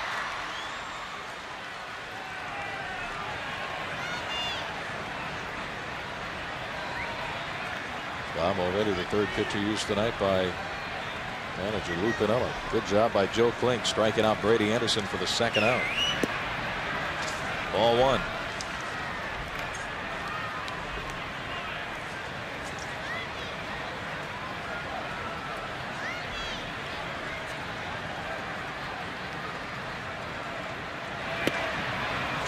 Fastball misses away. Ball 2.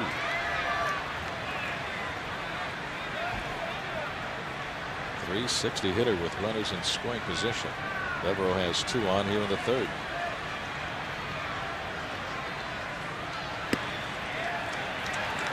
Ball 3, 3-0.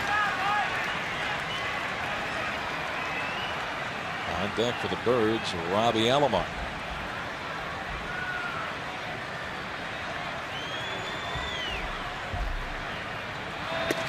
Fastball on the outside corner, 3-1.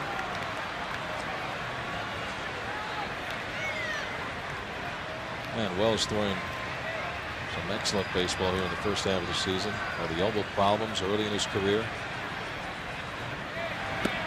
Down and away, ball 4. So Mike Devereaux with a walk. The Orioles have the bases loaded. Second baseman, Roberto. Third at every base. Devereaux at first. Hammonds at second. Here's Hoiles at third base. Bases loaded with 2 outs. And here's Robbie Alomar, the league's number 2 hitter, batting .377. 1 for 2 tonight with a single to center in the first inning. He also grounded out to Sorrento at first base. Ball 1. Alomar also made a great defensive play in the 3rd inning that took a couple of RBIs away from Joey CORA. So even though he doesn't have any RBIs in the game, he is protected 2 runs from scoring. Look at that one career Grand Slam home run, and it came against the Mariners. Now that's up high, ball 2, 2-0. So Wells falling behind Robbie Alomar. Rick Bonilla says one more flavor in that piece of gum. And Bobby Cuellar, pitching coach, heads out to the mound.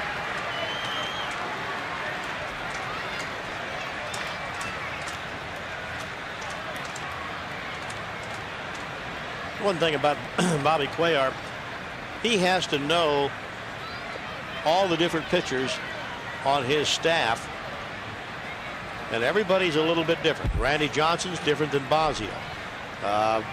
Wells is different than Walcott. I mean, you got different guys, different things that you have to check, and though Bobby Cuellar has to know each and every one of those pitchers, so when he goes out to the mound to talk to them, he's got to be able to kind of pinpoint things. It's not an easy job being the pitching coach. Fastball gets in there for a strike, and the count is now 2-1. And not only just mechanics, but 10, 11 different guys on this pitching staff, their personalities, how to talk to them, how to handle them, what he can say to each guy. That's right. Some guys are very sensitive. Other guys can say anything you want to them. Up high, ball 3. And he's way behind Alomar at 3-1 with the bases full. On at third base is Hoiles. Hammonds at second. Devereaux at first base.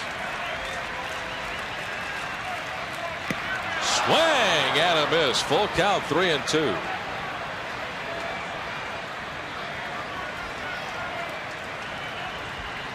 Swung right through that pitch. Stay with it.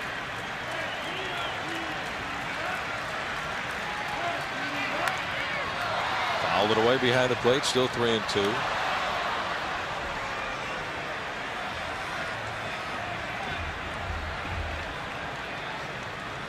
Robbie asking home plate umpire Chuck Merriweather, was that pitch a strike? Something hitters should never do is ask the umpire if it's a strike or not.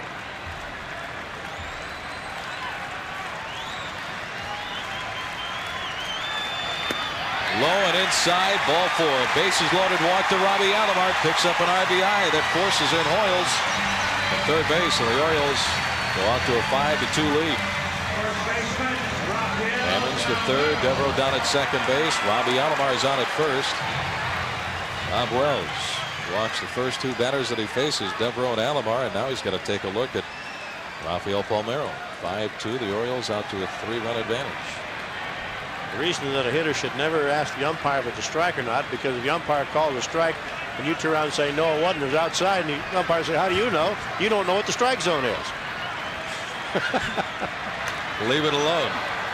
Fouled back by Palmeiro.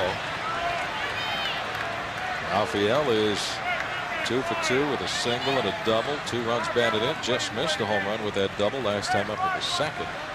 It hit right off the top of the padded wall in right field. There's the 373 mark. Came back over the inside corner. A fastball from Wells. 0-2 on Palmeiro. There's 2 career grand salamis.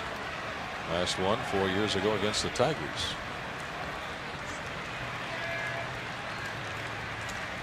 Well, the Orioles have had base runners all over the place. Read the first 3 innings. Up and in, ball 1, 1-2.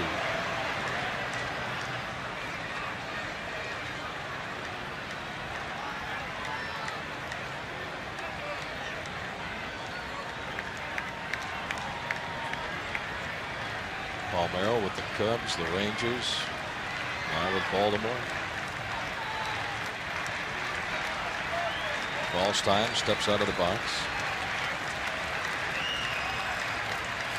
Wells looking for the final out here in the third.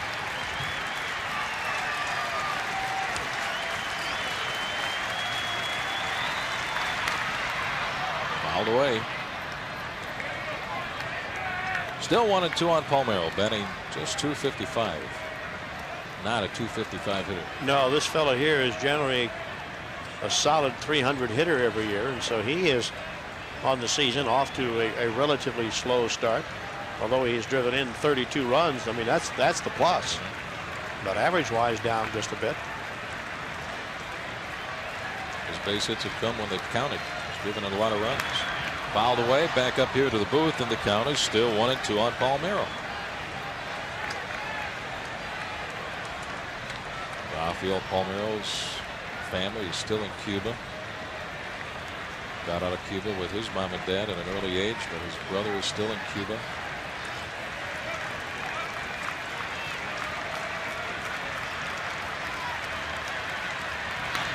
Line drive in the right field, a base hit. Here comes Hammonds right behind him, Mike Devereaux. Two will score. Around to third goes Robbie Alomar, and a two-run single by Rafael Palmeiro. The Orioles now lead 7-2.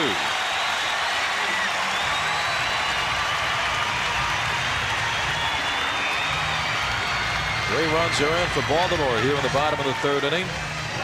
Take a 5-run lead. 2 on, 2 outs. And there's that fastball out over the plate that Palmeiro likes so much. Look how he gets his arms extended. Just roll the wrist over. If you keep pitching him out over the plate, before the series over with, his average is going to be over 300 again. I think you got to bust that guy in on his hands. Stay right in there on him. Another tough hitter right here, and Bobby Bonilla. Fastball up and away. Ball 1. And the Orioles sent 8 men to the plate in the first, 7 in the second, and now 8 more here in the third.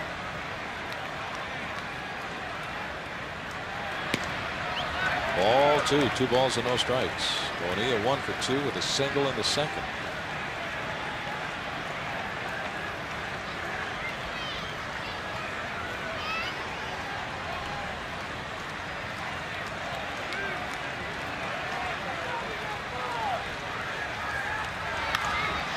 Out of play on the third base side. 2 balls and a strike. Bobby batting just .220.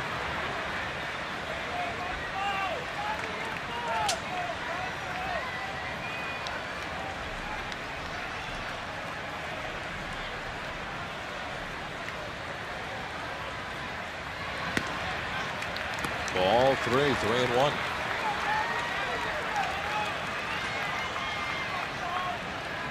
On deck for Baltimore is third baseman B.J. Surhoff.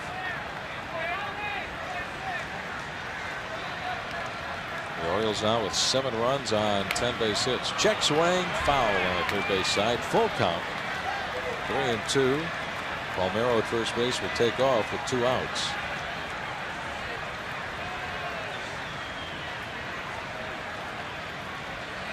Well, the Orioles in the offseason put together a very strong offense with the addition of Robbie Alomar, B.J. Surhoff.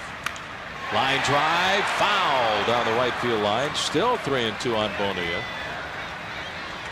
Was that all that bad to begin with prior to all the wheeling and dealing of new GM Pat Gillick?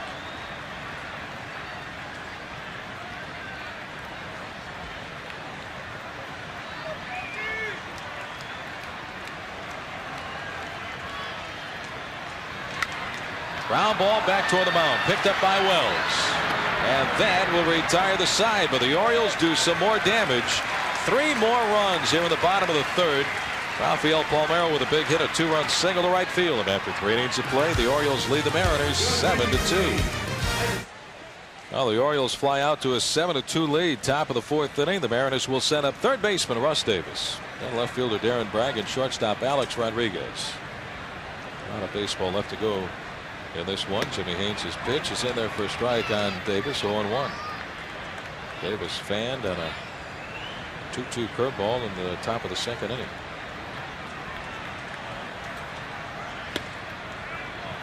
1-1.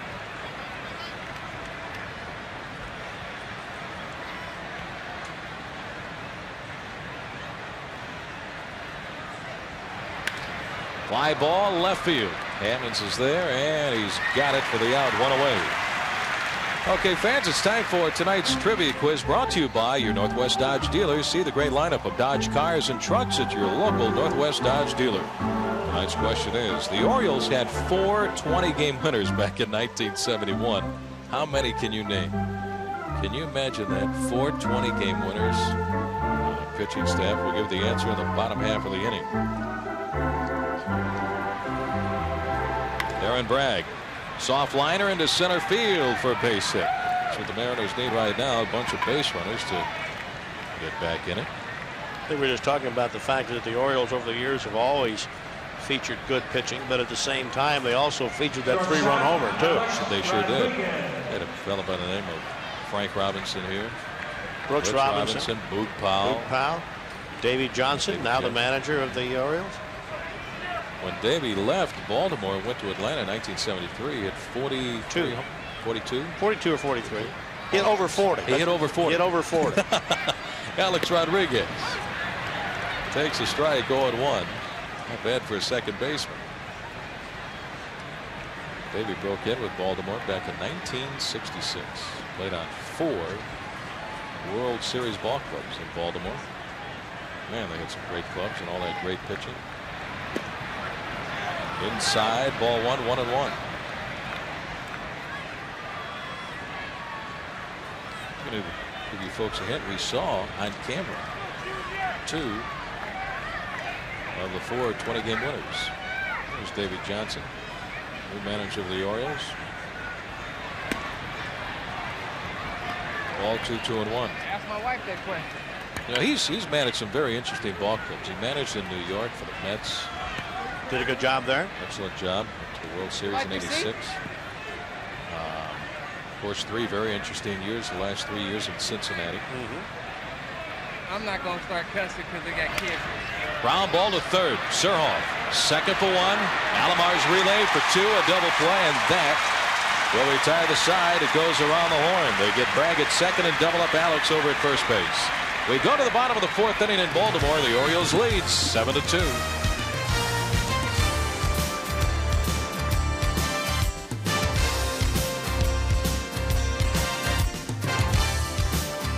Well, the Mariners trail Baltimore by a score of 7-2. Bottom of the 4th inning here at beautiful Oriole Park at Camden Yards. Love this ballpark. You notice the ivy out there? Yeah, it's starting to fill up in that back wall. Yeah. About halfway up now. A little bit more. I knew that ivy when it was just right down there. Yeah. Way down there. Now look at it. Getting closer and closer to the top. B.J. Surhhoff backs away from a pitch up and in. 1 ball and 1 strike. Surhhoff 0 for 1 was intentionally walked in the first. Bounced out to Sorrento at first base in the second. Ball 2, 2-1.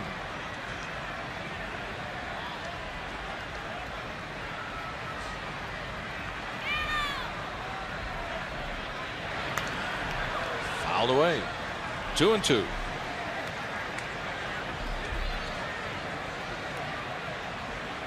Look at that. He's teed off on the right-handers.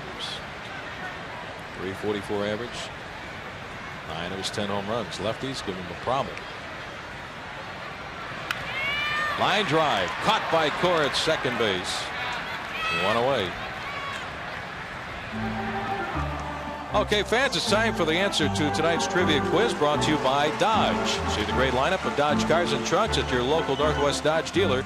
Question was, the Orioles had 4 20-game winners back in 1971. How many can you name? Well, the answer: Mike Cuellar, Dave McNally, Pat Dobson, Jim Palmer. Palmer's here tonight broadcasting for the Orioles. Pat Dobson is the new pitching coach, the new manager Davey Johnson. And who knows, maybe Cuellar and McNally, they're here too. I doubt it. Ripken, a line drive deep left field into the corner.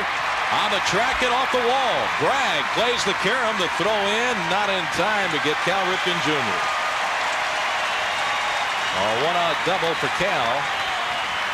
And another scoring opportunity for the Orioles. Just getting back to the answer. Mike Cuellar, 1971, he was 24-8. McNally won 24 games. Dobson 20, and Palmer won 20.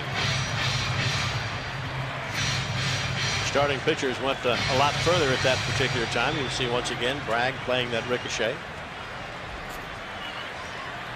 Had a couple of left-handers win 20 and a couple of right-handers win 20. 4 20-game winners. Here's Chris Hoiles, 0 for 2. They have 84, 88 wins among the 4. Yeah, 88. 88. It's not too shabby, is it? Not too shabby at all. 71, they played the Pirates in the World Series. 1-0 on Hoiles. Last time the Orioles were in the World Series was back in 1983, and they won it over Philadelphia. They're thinking about 5 games, and Rick Dempsey was the MVP. Yeah, Rick had quite a series. His nephew now plays for the Orioles. Backup catcher Greg Zorn. 1-1 on Hoiles. Good fastball, 1-2.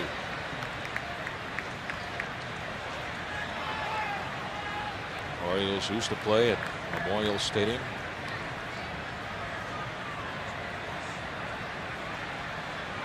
Moved into this ballpark about 4 years ago.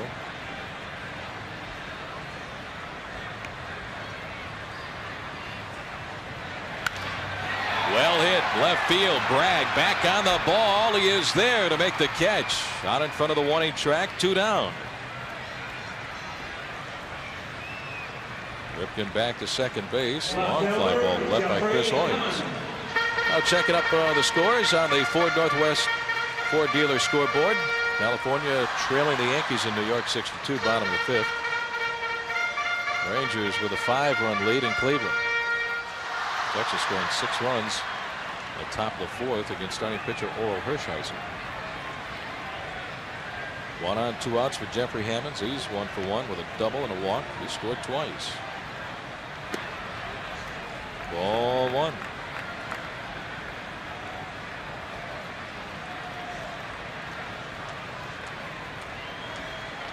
Mariners 1-1 on the start of this trip, splitting the 2-game series against the Yankees in New York. Doc Gooden 3 nights ago had the no-hitter. Mariners bounced back, scored 10 runs on Wednesday night, and collected 19 base hits along the way.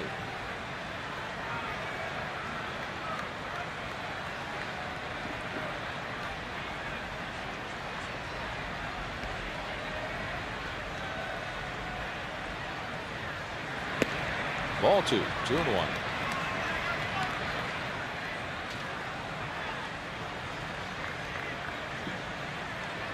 Baltimore last year, a couple of games under 500 for the season, 71 and 73.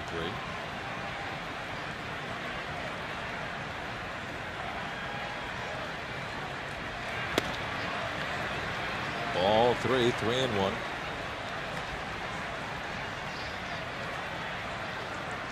On deck for Baltimore, center fielder Brady Anderson. Orioles lead 7-2 here in the bottom of the 4th inning. Swing and a foul tip into Wilson's glove, full count.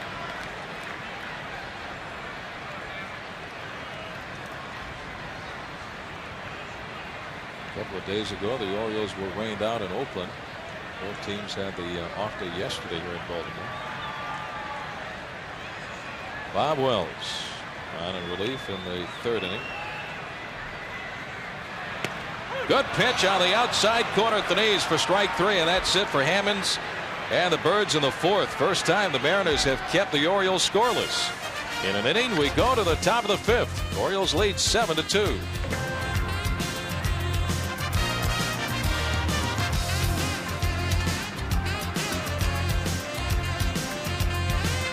Top of the 5th here at Camden Yards in Baltimore. The Orioles lead by a score of 7-2. Mariners will send up Ken Griffey Jr., Edgar Martinez, and Jay Buhner. He jumps on that first pitch. Jr. batting .367. Takes that one for a strike. Griffey is 2 for 2 in the ballgame.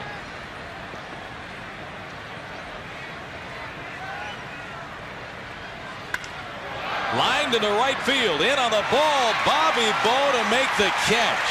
Bobby Bonilla came in sliding at the last second. Hard hit ball off the bat of Ken Griffey Jr., but that is out number 1. And Junior hit that ball hard. I don't think Bonilla had to slide because that ball would have been about belt high. But he went down on one knee to make sure he made the catch. It might have got hung up in the bank of lights on the third base side. Here's Edgar. Edgar's 1 for 2 with a 2-run single. Pitch bouncing in for ball 1.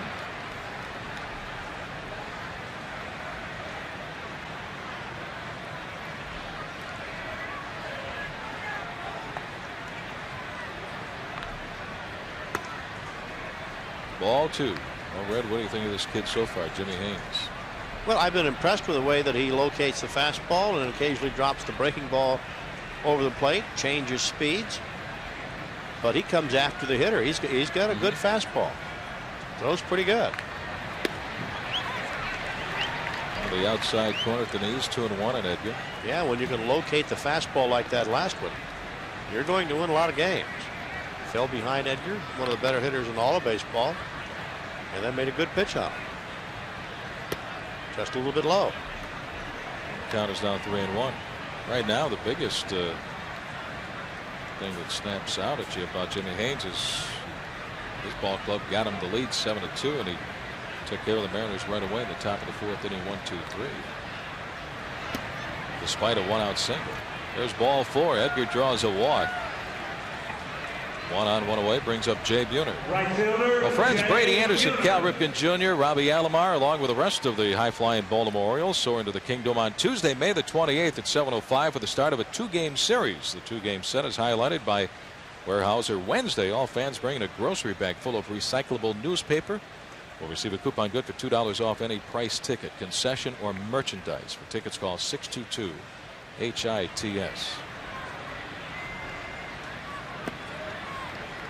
Jay takes ball 1. Buhner with a single in the 3rd. He's also flying out to center fielder Brady Anderson.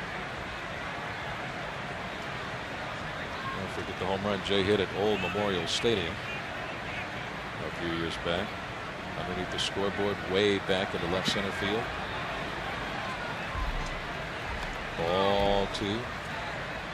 That ball would have landed here at this ballpark, out by the Mariner bullpen, and that is a long way from home plate. Runners on, batting .329, Jay Buhner. Inside, ball 3, 3-0. Right now the Mariners are down by 5, but I still have a funny feeling that they're going to get the tying run to the plate before this game's over. Exactly what they did in that last game in New York. They were down 4-0 and won it. And it's high and outside, ball 4. So back-to-back walks. 2 on for the Mariners with 1 away. 3rd walk given up by Haynes. And Davey Johnson, skipper for the ball club, will go on and have a little heart-to-heart right here with his young right-hander. Well, I think he's just going to remind Haynes, first of all, you have a 5-run lead, and you need to throw strikes. You just can't go out there and try to be too fine when you have that kind of a lead. Go after the hitters. I mean, there's a better chance that they're going to hit the ball. If they hit the ball, they're going to hit it at somebody. So take advantage and use your defense. Use your defensive players and make them earn their money. Paul Sorrento is due up next. Long ball right here. The Mariners are right back in the ball game. Paul has 10 home runs. Hit 25 last year with the Cleveland Indians. Now Sorrento's been Sorrento's been a little bit late on Haynes' fastball. He's had 2 base hits. Or 1 base hit anyway, and he last time up hit the ball hard to left field. That's right. Oh boy, that's right down the middle.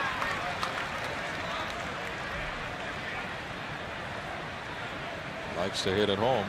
Different story on the road. Like we said, this is a good ballpark for left-handed hitters. Slow breaking ball is low. Ball 1, 1 ball and 1 strike.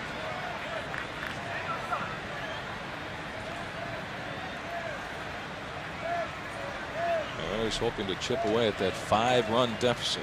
The Orioles lead 7-2. Fly ball, left center field. Jeffrey Hammond's back on the ball near the warning track, makes the catch, and the runners head on back. Edgar to second and Buhner over to first base. 2 on and 2 outs for catcher Dan Wilson. Catcher Dan Wilson. Well, one thing about Jimmy Haynes right in this ball game is that he's been able to stay away from the big inning. He gave up the 2 runs in the 3rd, but then was able to stop the bleeding thanks to a great play by Robbie Alomar. Alomar made an outstanding play to rob a couple of RBIs away from Joey Cora. But you're right, he has stayed away from the power of a lot of the Mariners. Fly ball down the right field line, slicing into the crowd. And when you look at the swings the Mariners have had at his fastball, it pretty much tells you that he's got a little bit more hop to it, a little bit more on it than what it appears up here in the booth. A lot of the Mariners are having a rough time getting around on his fastball. Haynes closing in on 90 pitches for the night here in the 5th. It's a lot of pitches. Out of play on the first base side, 0-2 on Dan.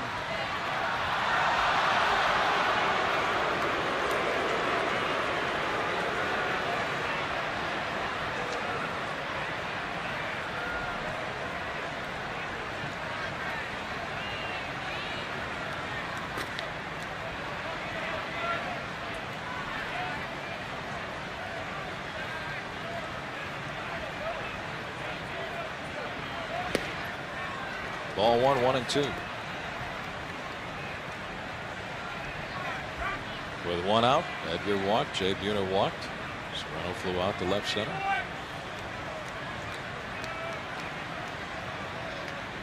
And looking for a base hit to keep the inning alive. Fly ball down the right field line, fouled away.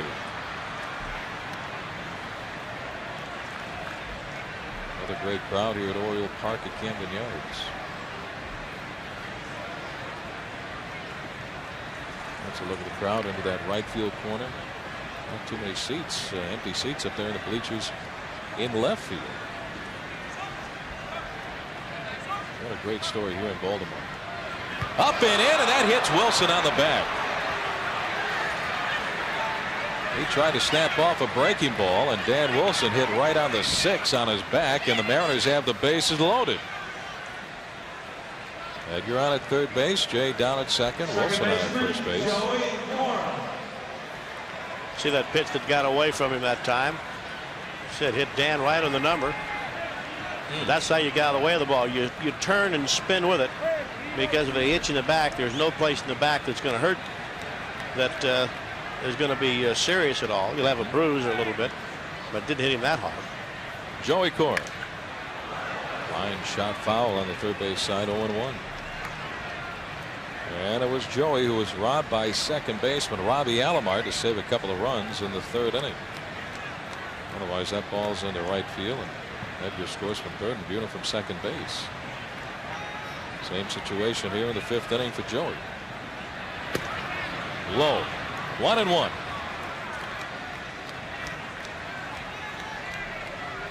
Base is loaded without a base hit. 2 walks and a hit batter. 2 outs. Once again, left-hander Arthur Rhodes warming up in the Oriole bullpen. Way up high as that fastball got away from Haynes. 2-1.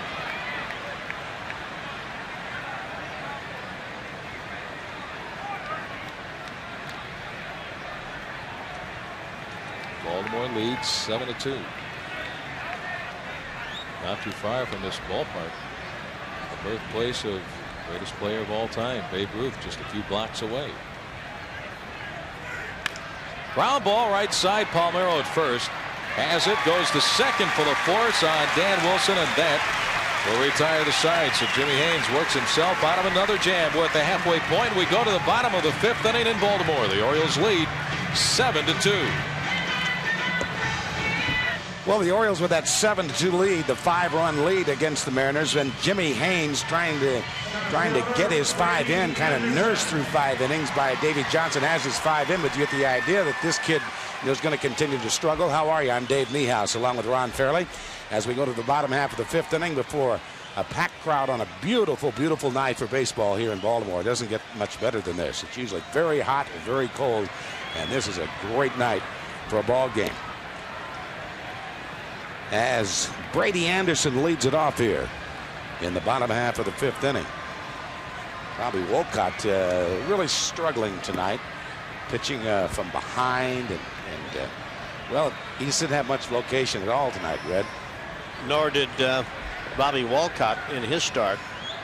But for some reason, the Mariners, or pitching staff anyway, is having a rough time with that strike zone. Brady Anderson got to 15 home runs quicker than any man in the history of the game. He hit his 15th on the 4th of May, but that's been it for a while for him. And just watching him in batting practice, he's swinging hard at everything. He's swinging hard, yeah, and he's trying to pull the ball, and he's trying to hit it in the air. I mean, he's going for the long ball. Unlike Bob Wells, the first 2 men he faced, he also walked, so he caught the disease for a while. 2 balls and 2 strikes.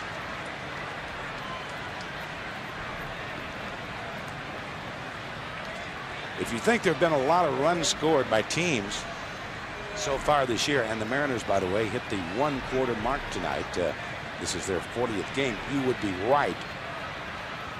Anderson pops it up, and Alex Rodriguez out there, but he'll let Darren Bragg handle that one. No problem. As a matter of fact, already this year, 4 teams have scored 20 or more runs in a ball game. The major league record is only 8, and you have to go all the way back to 1925, and of course that's when they had the 154 game schedule to find 8 teams that scored over 20 runs in a ball game, and 4 have already done it. The last time 4 did it was way back in 1987. So it's been offense, offense, offense. Well, I think a lot of that has to do with the small strike zone. Devereaux with the count, 1 ball and 1 strike.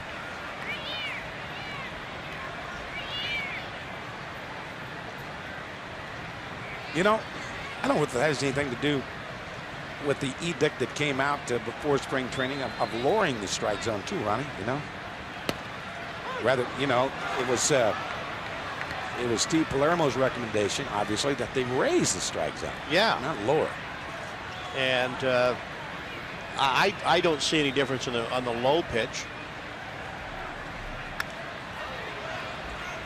A ball and 2 strikes. But there is a great deal of difference with the high strike, the upper part of the strike zone. As we pointed out the other day, and looking at that Ted Williams Sports Illustrated, the science of hitting, the top of the strike zone is 4 baseballs lower than it was back when he played. And that's a considerable amount of difference. Chuck Merriweather is the man that is doing his thing behind the plate tonight. It's a very long ball game, at least up until this point, because of the bases on balls and the hits. Well, look at 19 hits already. We're only in the bottom half of the 5th inning and 9 runs. But if you dissect this game up to this point, the reason Baltimore has the lead is because of Robbie Alomar. That's one of the great defensive plays I've ever seen at second base on that ball hit by Joey Cora. That's a fly ball routinely hit to Jay Buhner. So 2 outs. You do not see a better play at second base than Alomar made on that ball. No, you don't. And it's not that he's done it against the Seattle Mariners. He makes plays like that against everybody. And here he is. He's the whole package. You look at him left-handed and right-handed coming into this game. 357 right-handed, 389 left-handed.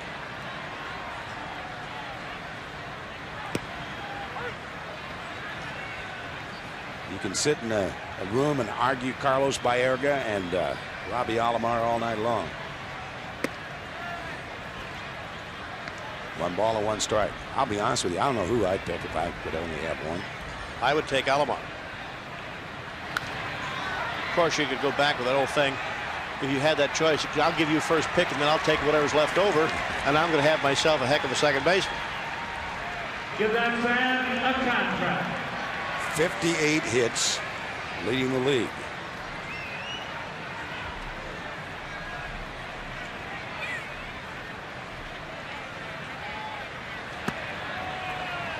Signing a nice little 3-year, what was it, $18 million deal with the Orioles? I don't know. He hits the lottery every year. That's all I know. He scratches off 3 in a row, doesn't he? Yeah. I mean, doesn't make it how you cut it up. He's going to hit the lottery every year.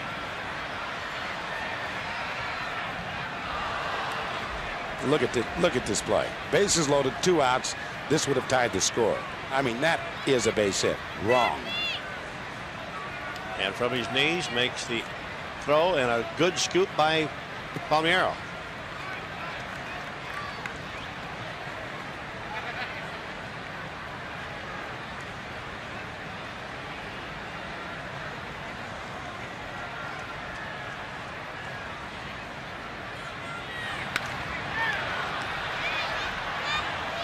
Wells coming into this inning had thrown 41 pitches. That's only an inning in the 3rd. So you can see that he's not been razor sharp. What have you got total pitches for Haynes now?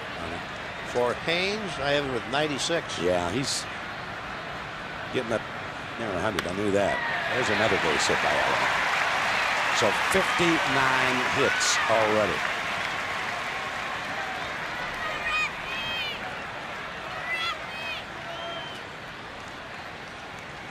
That's John Stearns, a new first base coach. First baseman, RAFAEL PALMEIRO. Just puts the bat on the ball.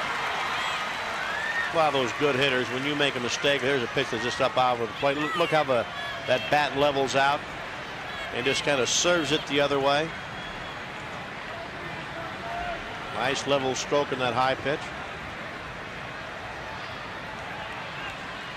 PALMEIRO's perfect. 3 for 3 tonight.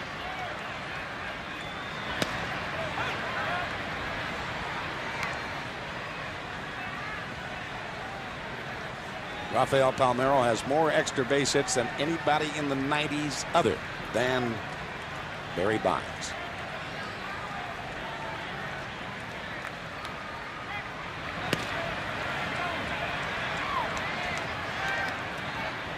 PALMEIRO with 39 home runs last year in that shortened season, the 144 game season, and 7 this year. A native of Cuba. I almost knocked Mr. Merriweather off his wheels. That got him pretty good. That was a foul tip directly in the chest. That hit him square. Look at it one more time. Want to be an umpire? This is what you're going to get down there. Right off the shoulder. Chuck's a big man. Yeah, and obviously a tough man, because that's a pretty good jolt right there.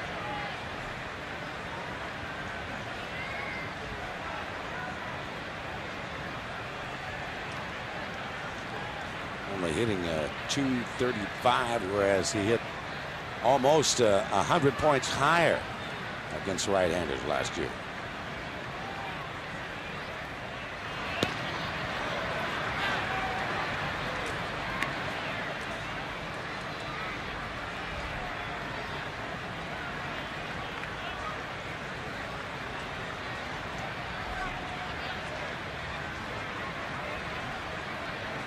The Orioles averaging 43,569 a date. That is best in the American League and only second to the Colorado Rockies in Major League Baseball. And they are packed in here tonight.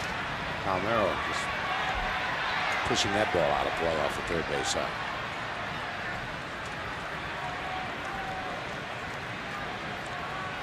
When PALMEIRO came over here from the Texas Rangers and the Rangers signed Will Clark, there was a lot of people that thought that maybe PALMEIRO would have been better staying in Texas.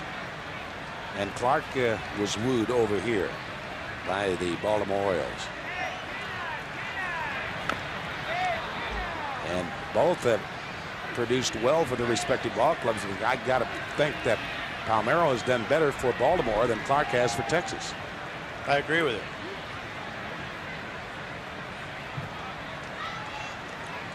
The Texas Rangers popping Cleveland tonight, 10-5. Speaking of popping ball clubs, Texas has beaten this ball club 6 out of 7 games. Baltimore. How about that? 4 for 4. What a stroke.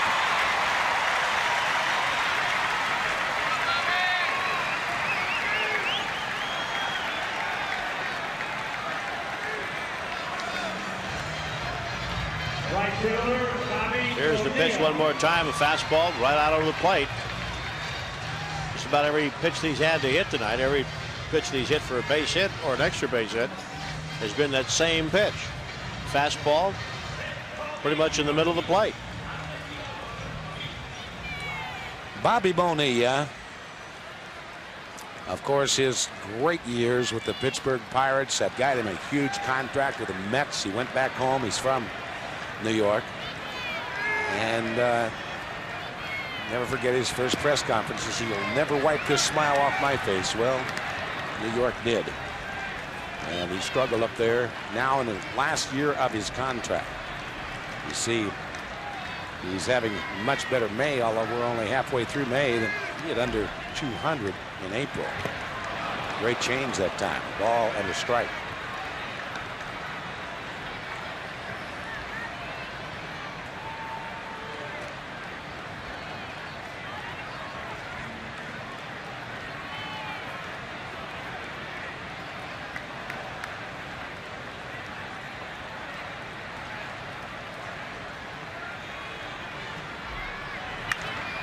He fouls it away.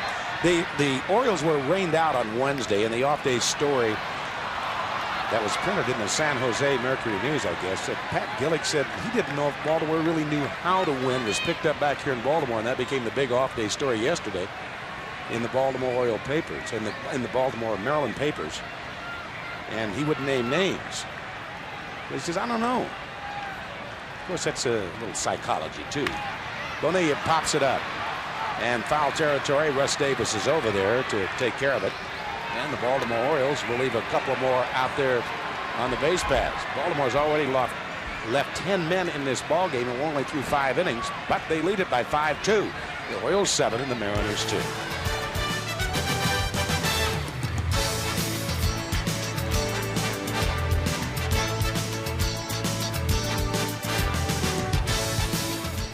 Well, with the Orioles leading the Mariners by a score of 7-2, it's time now for the scoring summary, brought to you by Mazda. Experienced cars and trucks built with a passion for the road. Mazda. It all started early. Grady Anderson, a single in the bottom of the first, and then Luis Polonia, who spent the entire spring in the Mariners camp, hit the 2-run home run.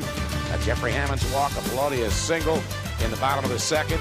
Rafael Palmeiro, a double. He picked up 2 more to make it 4-0. But then Bragg and Jr., a single, a double. Edgar Martinez, a 2 RBI single to cut it in half, 4-2. That's when the great play was made on Joey Cora that left the bases loaded. But Bob Wells then came in, loaded the bases. Bases loaded, walked, scored Hoiles. It was 6-2 in favor of the Baltimore Orioles.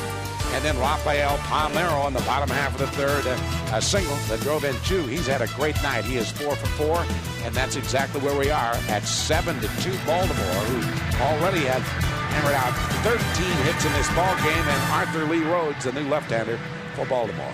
And you take a look at the left-hander, you can see the numbers on the season. Just keep in mind that he was brought along slowly in spring training after undergoing surgery that ended the season for him last year to repair a torn cartilage in his arm, and was moved to the bullpen last year. And so he is out there and, of course, back in good health once again. So Rhodes takes over for Jimmy Haynes, who indeed was nursed through his 5 innings. He qualified for, or has qualified for the win, but the Mariners try to get something started against the left-hander now. Bob Malacki will get this start tomorrow for the Mariners, and the Mariners will have to make a roster move after this ball game to put him on the staff. And of course, Malacki will be coming back to pitch against his teammates, these Baltimore Orioles. Rhodes is way outside with that. 2 balls and no strikes.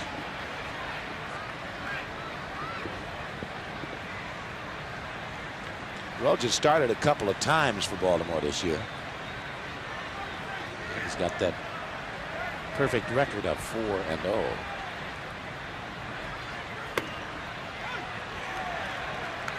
Two and one on Russ. He's not one of those pitchers that have a straight overhand fastball. His fastball is pretty true, but he throws it pretty hard.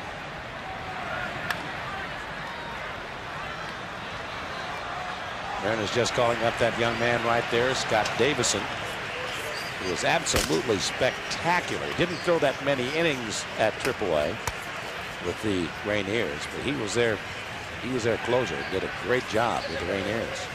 Had an earned run average of under 1. Ground ball right back up the middle, behind the bag at second. Alomar will make the off-balance throw to first base, but not quite in time to get Russ Davis. Look at the range of Robbie Alomar again.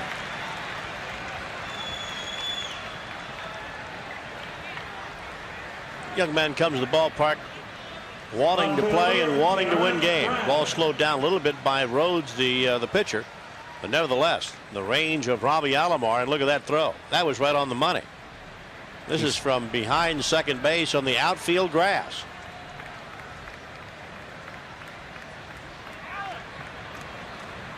Darren Bragg is 2 for 3 tonight.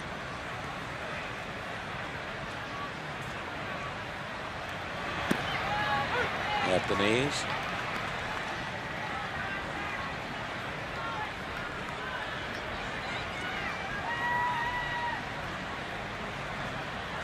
Bragg now hitting .375.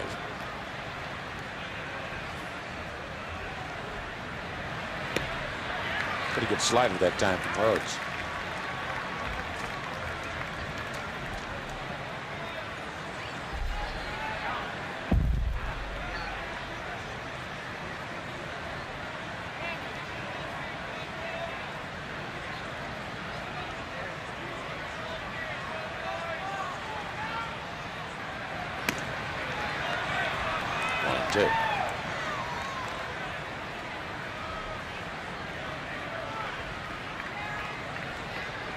We may get to 90 degrees by game time on Sunday, according to the long-range weather forecast.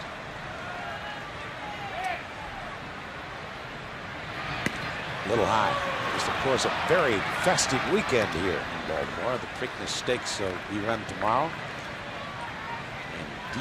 Wayne Lucas, one of the great trainers here in racing, was here tonight to throw out the first pitch.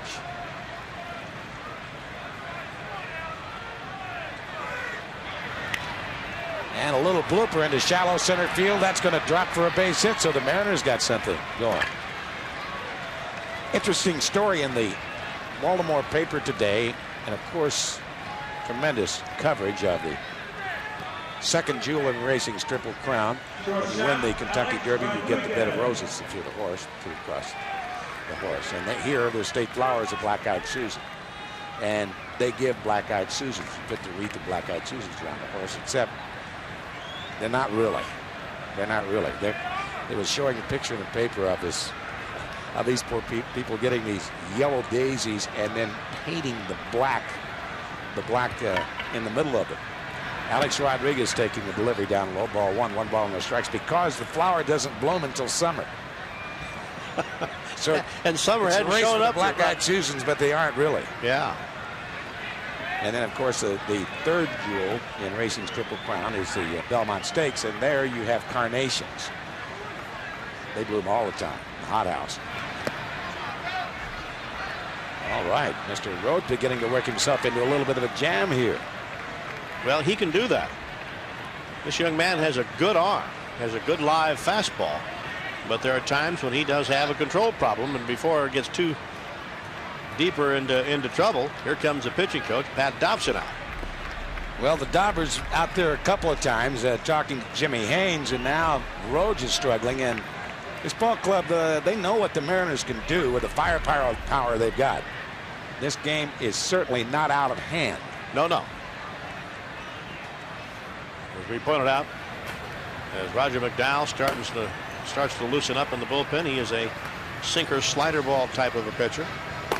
But Mariners, they can swing the bat. 66 home runs, and they can score in a hurry. And the thing that makes the Mariners so dangerous, and you see why you have the guys up in the bullpen, is that the Mariners can score so quickly before the other team gets somebody warmed up in the bullpen. Alex Rodriguez sitting on a pitch here with the count 2-0.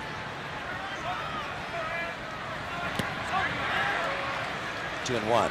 I noticed the last time that Alex was up there when he grounded into that double play that he is still not running like he can. No, it's going to take him a while for that hamstring to finally go away.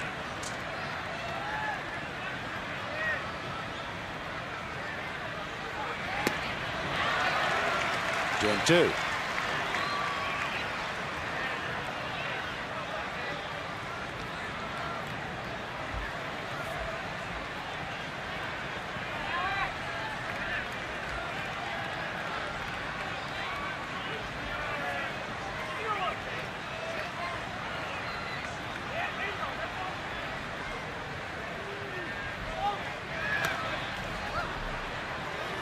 Stays alive. 2 balls and 2 strikes. Both here at Camden Yards and at Jacobs Field. They have some great standing room areas over there on top of the bullpen area. And this is a 2-tiered bullpen. You can see the fans just leaning over the railing and enjoying the ball game on a semi-balmy night here. Fastball, and that ball is punctured deep to right field. Bonilla to the track, to the wall, and that's off the scoreboard. So that's going to score 1. The Mariners were going to score 2, and A-Rod drifts into second base with a double, and indeed the Mariners have jumped right back in it. They're only back by 3. It's 7-4. Alex Rodriguez dents the scoreboard. And you know, if he pulls that ball just a little bit more and hits it a little bit more towards center field, that ball goes into the stands. Look at it one more time as that ball slices into right field. Here's the inside out swing. There it goes, and how this ball slices a little bit and just catches the side of the scoreboard. Boy, that hits just about another 3 feet to the left. That's a home run. Here's Junior now, and he is 2 for 3 tonight, and the fastball to him is high and inside. Ball 1. 1 ball and no strikes. See Bonilla going back. Look at that. That almost got the mustard. Almost got the mustard is right.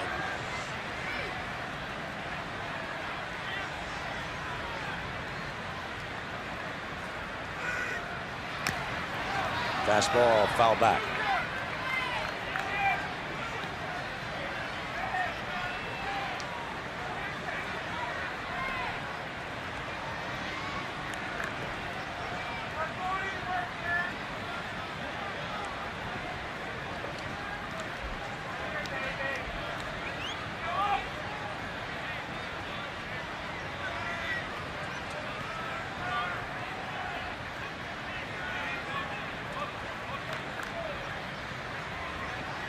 Junior's picked up a few points on that batting average tonight, that 2 for 3. And the other time he hit a bullet, but right at Bobby Bonilla.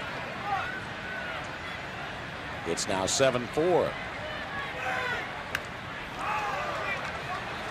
A ball and 2 strikes, and that was a fairly juicy fastball thrown up by Arthur Roach to Junior. That's the ball that maybe a couple years ago puts another star on that warehouse over there, where he hit the warehouse in batting practice in the All-Star game.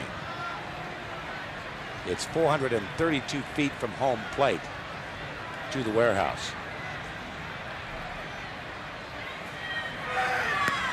A breaking ball a little high. Ball 2. 2 balls and 2 strikes.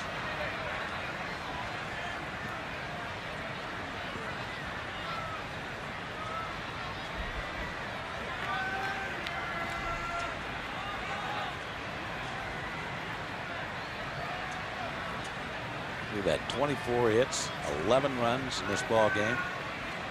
had some spectacular defense. Both sides have played airless baseball.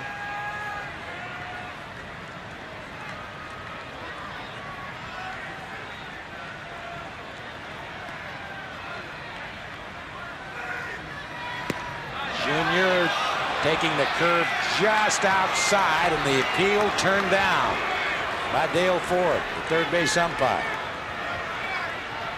Well, it took a great eye to lay off of that pitch. Yeah, and he did not go around either. Strong enough in his hands to keep that big end of the bat from getting out in front.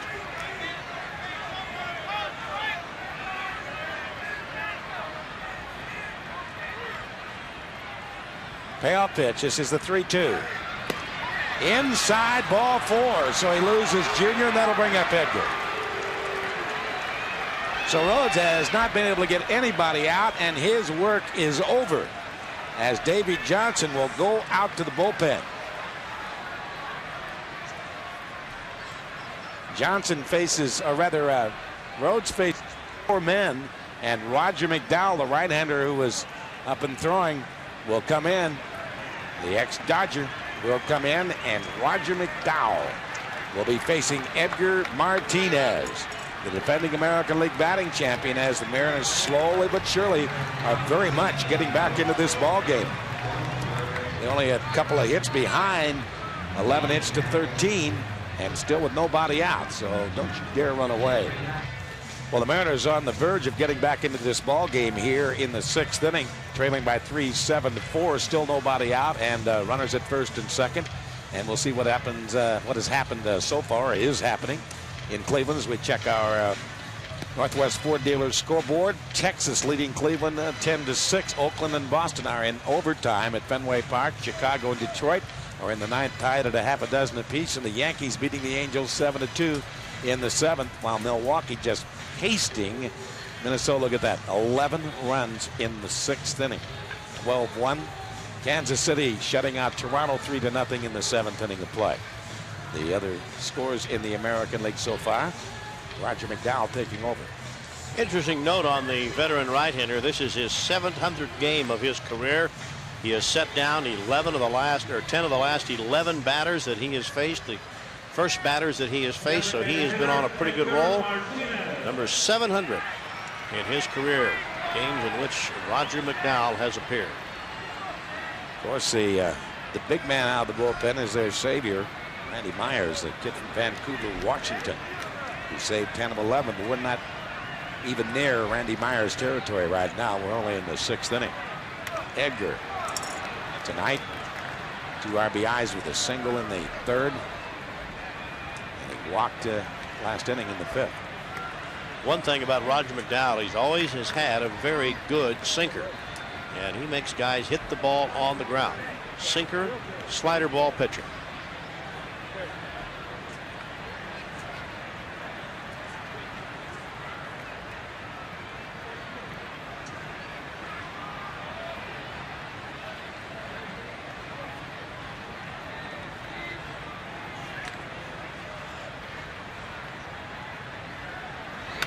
And there's that sinker. A lot of movement to it. Thing is, he keeps the ball down right around the knees, and you go after it, and you think you've got it, and invariably you end up hitting the ball on the ground. I mean, Edgar Martinez is an outstanding hitter. When was the last time you see Edgar swing and foul one straight down? I mean, he'll hit the ball on the ground foul one side or the other, but seldom does he swing and hit the ball straight down the ground.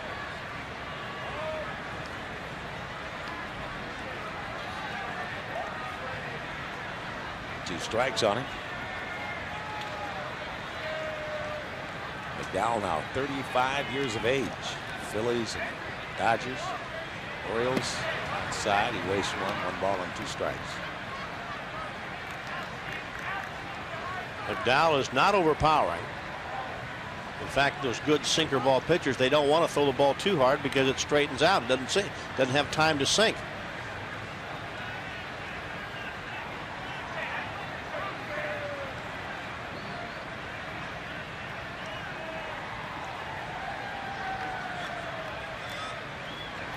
And another sinker.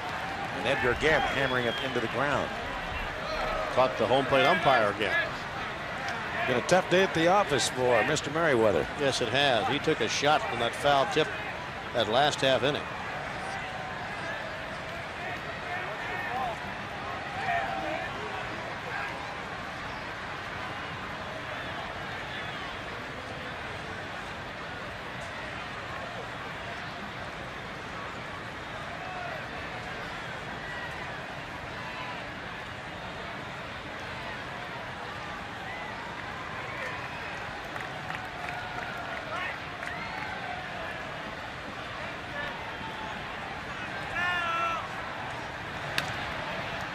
Again, just staying alive. Looking at Chris Hoiles back there behind the plate.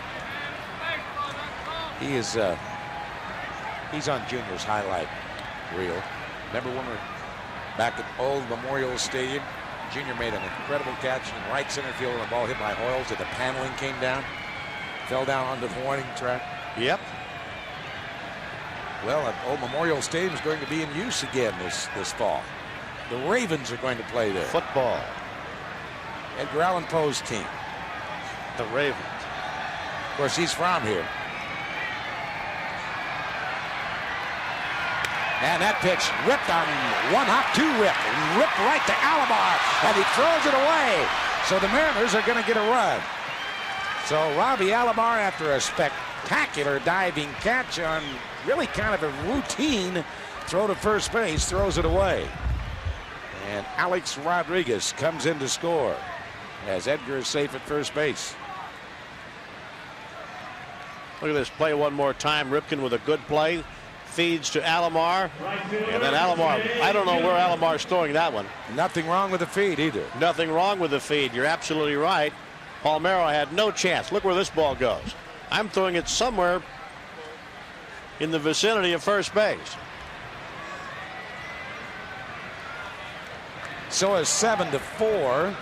7-5, I beg your pardon, and that's a line drive to Ripken. 2 outs.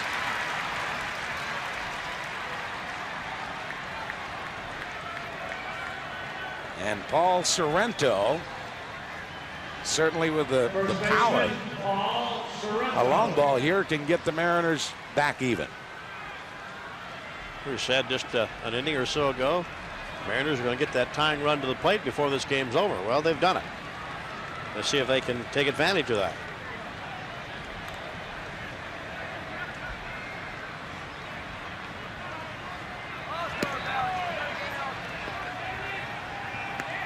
McDowell does not want to be up there. His ball does not sink when it's up around the belt. He has to keep the ball down around the knees.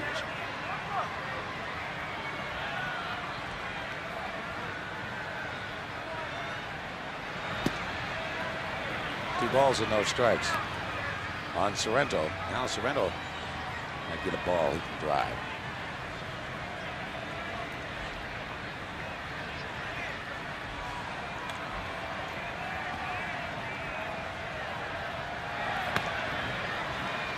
Way upstairs.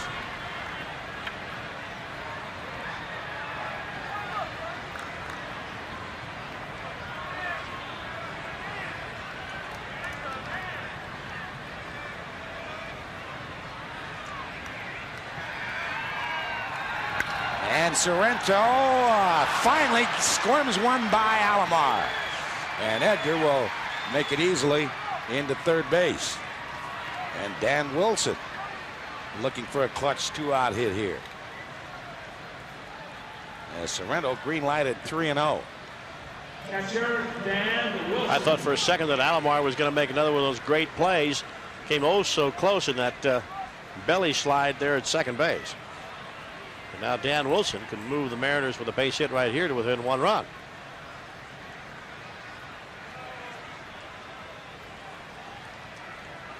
Talk to a lot of hitting instructors, and one thing that they'll tell you, when you have a good sinker ball pitcher in the mound, if you try to pull him, you're going to hit nice easy ground balls.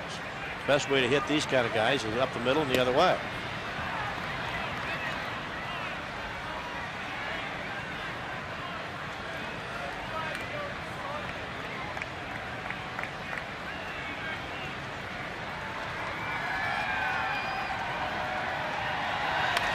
sinker.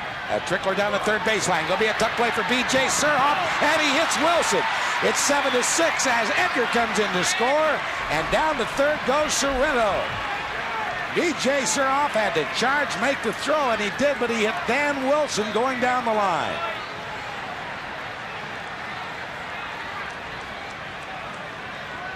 There you are. You try to pull the ball. You can't hit the ball hard enough to get to the infielder.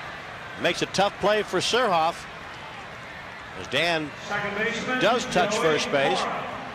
Let's see how they score that. So Edgar scores. Sorrento goes around to third, and we are waiting on the scoring. Probably E5, or it could be 1-1. A hit and an error. A hit and an error. Joey Cora taking the pitch high. So the Mariners 90 feet away. Well, it's still 7-5, isn't it? Well, it should be 7-6. Should be 7-6. They got 7-5 up on the board. 7-6. It's 7-6. The Mariners 90 feet away from the tie. And that's outside. Ball two. 2 balls and no strikes. Now they finally give the Mariners their due and put the marker up there.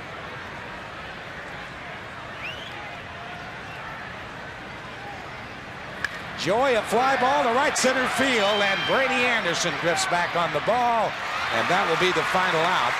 But a fine inning for the Mariners, as the Mariners come back with 4 of their own on 1, 2, 3, 4, 5 hits, and they leave 2 out there. And the Mariners have stranded 11. The Baltimore Orioles have stranded 10.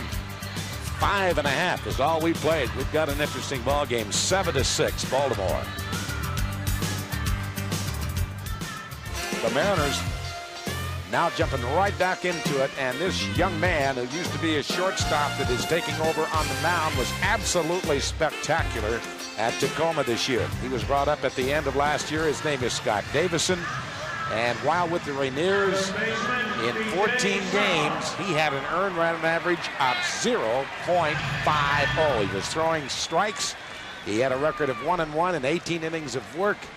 He gave up 12 hits, struck out 18, and walked only 4. So maybe we got somebody out there who can throw some strikes right now.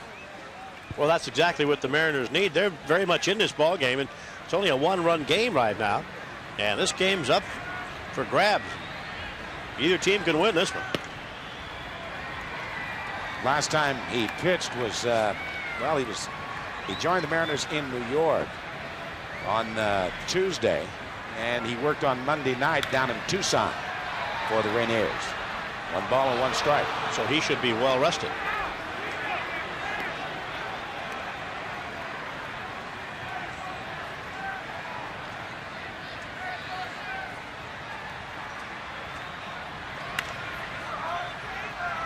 The way the Mariners are swinging the bats, it leads one to believe that Scott Davison may have a chance to, if he can hang around a little bit, pick up his first major league victory here tonight. Boy, wouldn't that be something to see the Mariners down 4-0, just like they were the other night in New York. Came back and won that game, and come back and do it again in the opening game down here in Baltimore.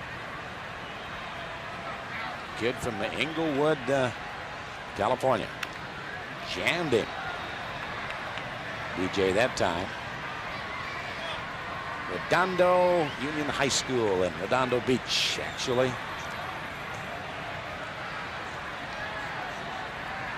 Originally selected by Montreal as a shortstop in the 4th round of the '88 June draft. He's 25 years of age. Scott Davison.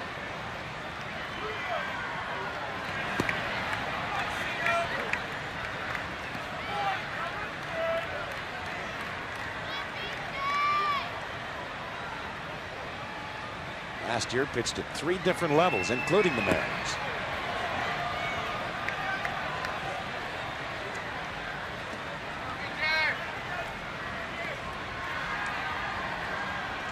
Last year, Double-A ball, he had an earned run average of under 1, 0.89. He only appeared in 8 games with the Rainiers last year.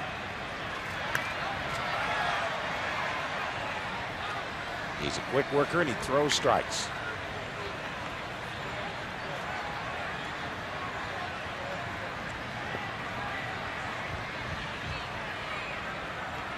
1 for his last 16. That's a long run for Darren Bragg, and he'll slide and go over there, and he cannot quite make the catch. That would have been a spectacular play. You can say he just ripped the whole knee out of his uniform. But that would have been a spectacular play if he could have caught this ball. Slide. Ball hit him on the heel of the glove. Yeah. Hit him right actually in the pocket, around the heel, and then came out. Can't give a man an error on that as far as he had to go. That warning track, by the way, is rubber. It is not gravel or anything else. It is rubber.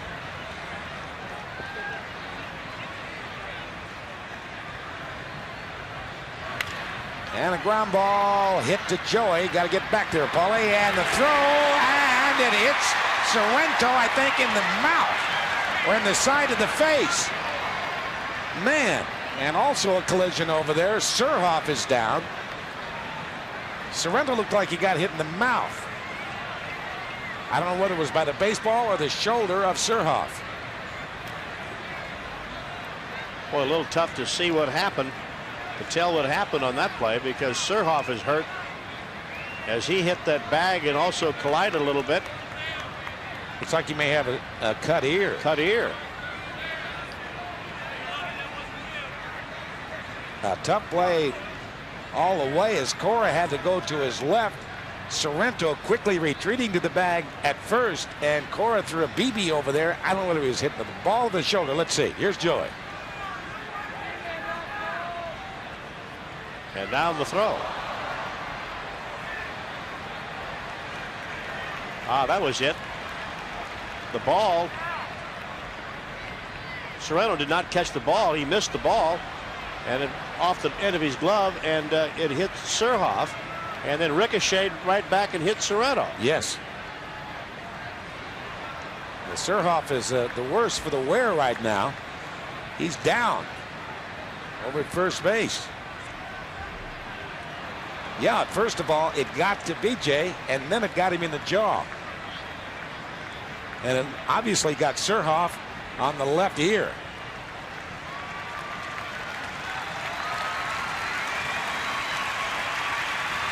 A weird play all the way around as the Baltimore trainer over there attending to BJ SURHOFF, and looks like Sorrento's okay.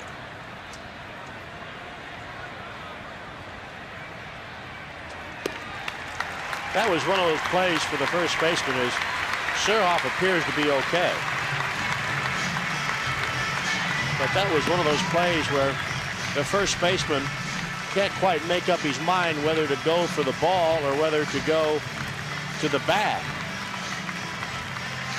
And right now, not SURHOFF, but Sorrento says, you know, I wish I would have gone after the ball, but at least I wouldn't have gotten hurt.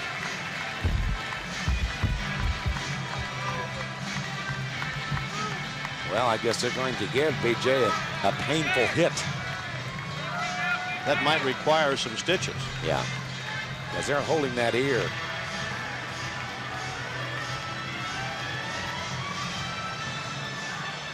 The ball first got BJ, and then off the tip of the glove, another look. Here it is. There's the throw. Off the tip of the glove, and then back into Sorrento's face, and BJ SURHOFF down hard. Attention, please. Running for BJ SURHOFF, number 30, Jeff Hewson. Jeff Hewson will go in and run for SURHOFF. Shortstop, Cal Ripken.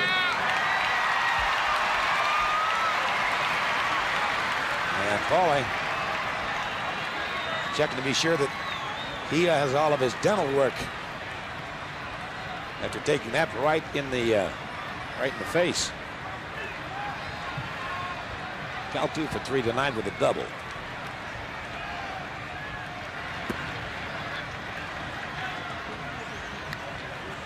(7-6) Baltimore, but Baltimore had a 7-2 lead.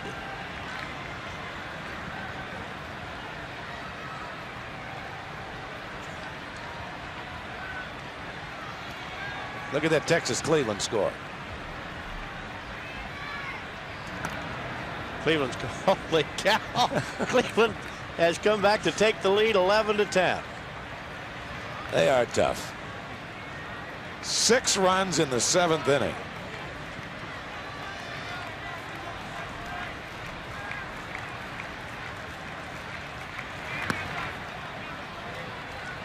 To know the count on Cal. Playing in his 2,192nd game. This is the first time that he has batted this far down in the lineup. 7th. Since when he started his streak back in 1982. In game 1 of his streak, he batted 8th. Toward the hole. So 2 aboard for Baltimore, and here they come one more time.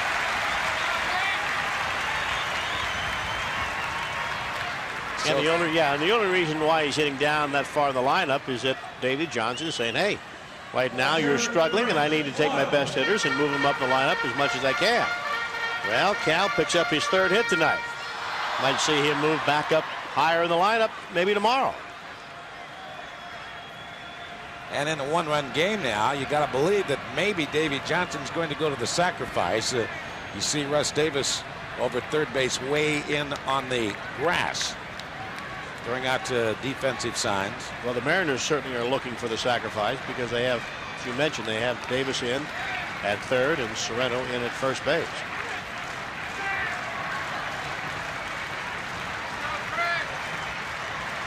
So Scott Davison touched up for a couple of hits, first 2 batters. And they did not sacrifice, and he pops it up. And the infield fly rule is called, and Paul Sorrento will make the catch. Infield fly if fair. But you're absolutely right on the call. That's what the umpires do. They all put their hand in the air. They say infield fly if it's a fair ball. And Davey Johnson not too happy with that at bat.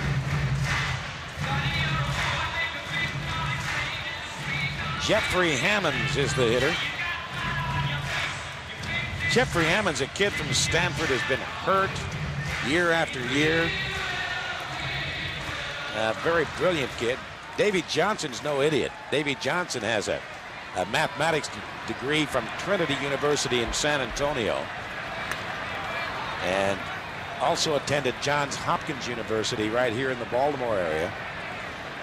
And of course, Davey Johnson for years the second baseman of the Baltimore Orioles, and then went to Atlanta, and with the Atlanta Braves in '73 hit 43 home runs. His children born here when he played with the Orioles, so he's back home. Hammonds tries to lay off and does. 43 home runs. Isn't that the most ever by a second baseman? Yes. Yeah.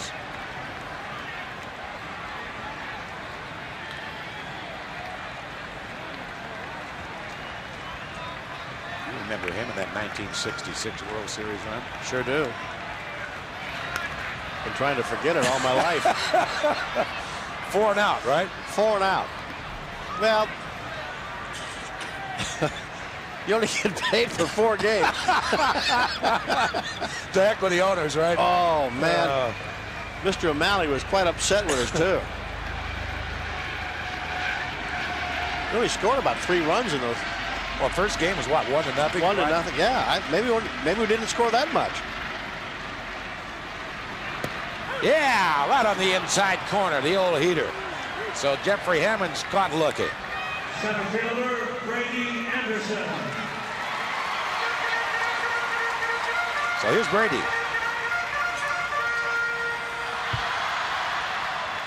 Yeah, what was that? Game 1, Frank Robinson hit a home run. That was it, wasn't it? Is that Hit it off in Drysdale. Yeah. And that was the end of that game.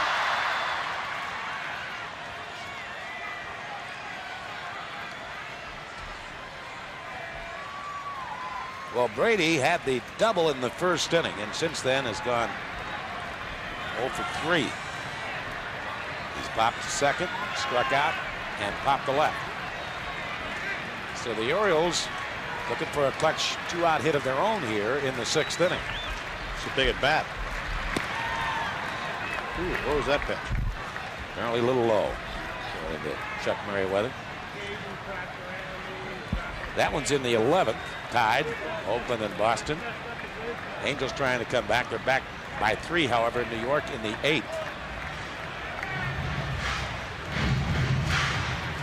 White Sox, mercy, scored 5 in the 11th to take the 11-6 lead. Milwaukee, an 11-run, sixth inning, I guess it was, leading Minnesota 12-1. And the Indians, 6 runs in the 7th, taking the lead over Texas. 1-0 on Brady Anderson. Yeah, good pitch.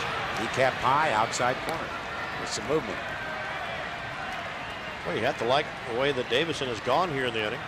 Young man has come in and throws strikes. Big at bat right here. Put up another 0 and give your team a chance to take the lead.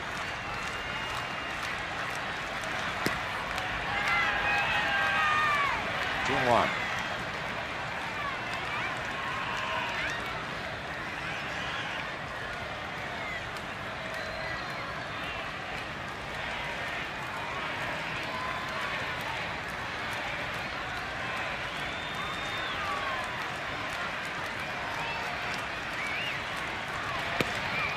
Where was that pitch, Chuck?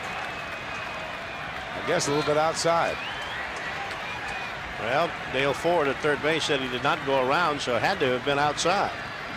Wasn't too high and it wasn't too low.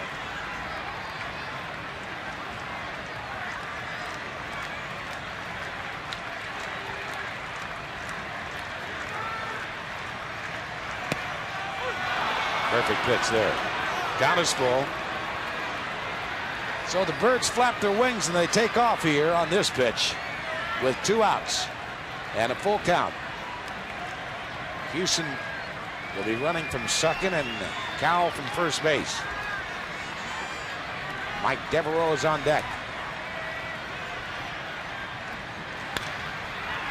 Sorrento takes it off that dark soil and underhands to Scott Davison. So the kid did a heck of a job as Davey Johnson said, no, I'm not going to bunt with Hoiles, and he ends up paying a pretty hefty price as he leaves 2 out there, and it's still a 1-run ball game. When we come back and tell you about the 7th inning, it'll be Russ Davis, Darren Bragg, and Alex Rodriguez, 7-6 Baltimore.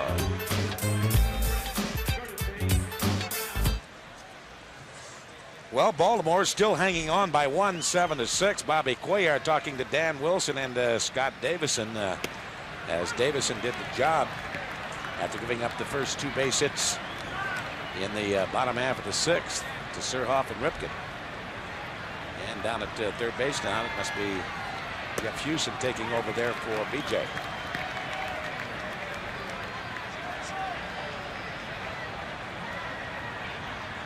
That is Jeff Houston over there at third base.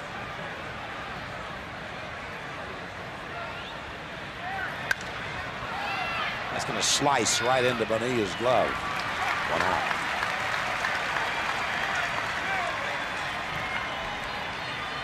Left fielder, Darren Bragg. Well, my friends, you're never going to get caught out in the rain because the Mariners have got you covered. That's right. 1 week from tonight, the Mariners will take on the Yankees at the Kingdome, and the first 20,000 fans are going to receive a Mariners umbrella, courtesy of the Bravo card. For tickets, you call 622-HITS or stop by any Ticketmaster Ticket Center. Bragg had the idea of dropping it down, and Houston charging in on the grass. A strike. Darren 3 for 4. That batting average just keeps getting higher and higher and higher. He's hitting .388. Roger McDowell now with that 1-run lead.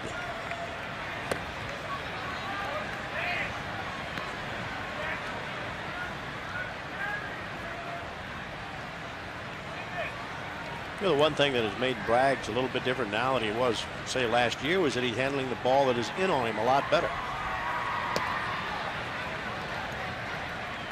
He's able to either fight that ball off or get the bat out in front and pull it a lot more. But last year, that pitch inside just gave him all kind of problems. And he pulls that. Up to the first baseman, PALMEIRO. Quickly 2 outs.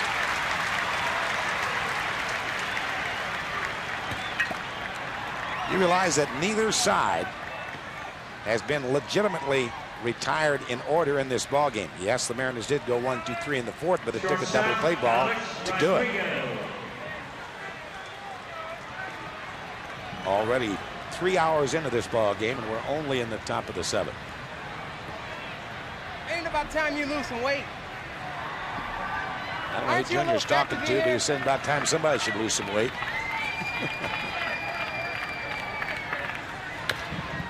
Off the plate, two-hopper off the glove of ALOMAR. And ALOMAR got caught between that one. Let's see if they give him another error.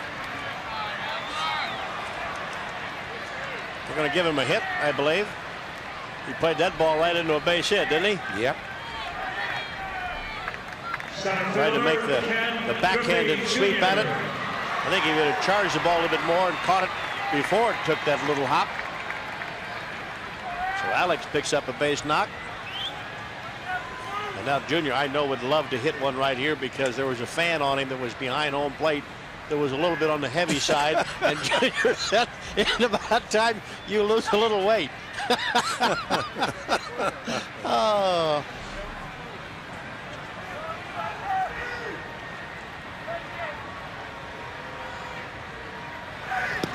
Sinker down low and away. Before the ball game, I've been carrying this little thing around that Junior gave me on Saturday, April the 13th. He needed 6 home runs to get to 200. He said, I want my envelope back. I said, I'm not giving you your envelope back. He said, I want my envelope back. I want to write down a different date. Well, so, he's hit a little bit of a yeah, well, I'm tell you what. I opened it today, and if he hits one here tonight, he won't miss it by much. This is what he wrote on Saturday, April the 13th, about when he would hit his 200th home run. Junior, line shot fouled on the right field line. There's what he wrote. 5:15, and here it is, May the 17th. That's only 2 days off. Of course, he hadn't hit it yet either. But. No. But that is awfully close. Yeah. You know what? He hit a ball the other day, though, that didn't hit the top of the fence. Yes. There it is. Quickest to 10 home runs in franchise history. Knowing Junior. 1 ball and 1 strike. And that ball is looped into right center field. That's going to drop for a base hit. So on his way to third base is Alex Rodriguez, and the Mariners again 90 feet away from a tie. Junior is 3 for 4. You know, those home runs are going to come for Junior. And right now, I'd like to see him get his confidence back up and have him go out and have those days where he gets 2 and 3 hits a game. These all count because right now, his timing has been off a bit. He still has the power, he still has the quickness, everything is still there. But here's a soft little dinker into center field, and all that does is build up his confidence, and when that comes around, then look out. Got a nice smile on his face. I really thought, as pitchy as Junior is, and how he likes to play practical jokes every once in a while, I thought I'd open this and open it up, and it would say on it, today.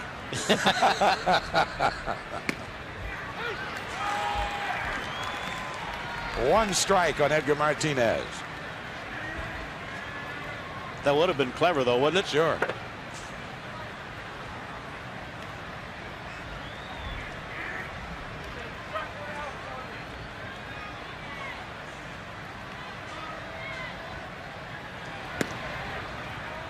One and one. Last time up, Edgar hit the ball hard, but he hit it right at the shortstop, Ripken, who made a good play. Love watching good hitters make adjustments off of good pitchers. And watch that battle of hitter versus pitcher go on throughout a 9-inning game.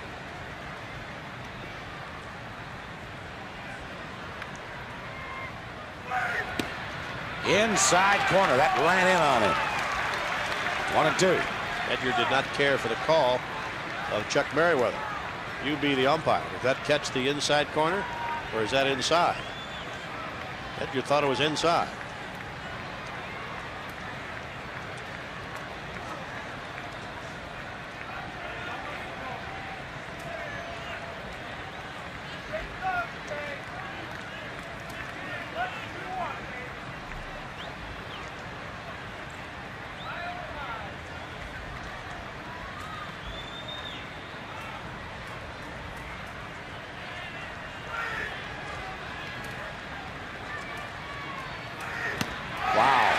talk about a sinker. That was a nasty one. So the Mariners leave 2 aboard here. They have stranded 13 men in this ball game.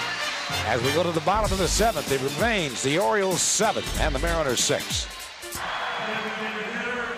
Well, nice to have you back here at Camden Yards in Baltimore, where, as it turns out, we got a heck of a ball game going right now. A 1-run affair. The Mariners fell behind 4-0, 4-2, 7-2, now 7-6. And this is Mike Devereaux against Scott Davison. Youngster right at the kneecaps over the heart of the plate with a strike. You know, one of the things we mentioned about Bob Walcott at the very beginning was he's facing 6 left-handed batters, and he's had a lot of trouble with left-handed batters this year. And the top part of the lineup went 7 for 11 with a home run and 4 RBIs. And so that was the one area that we were very concerned about. Well, the first in the original lineup, the first 6 hitters left-handed batters. I know it. That was the key. And Walcott having trouble with left-handers for some reason. 2-2 on Mike Devereaux. Back again with the Baltimore Orioles.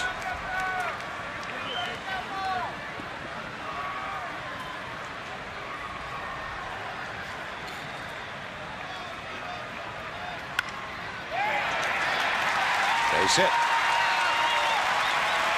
For Devereaux, his first base hit. 31 hits in this game.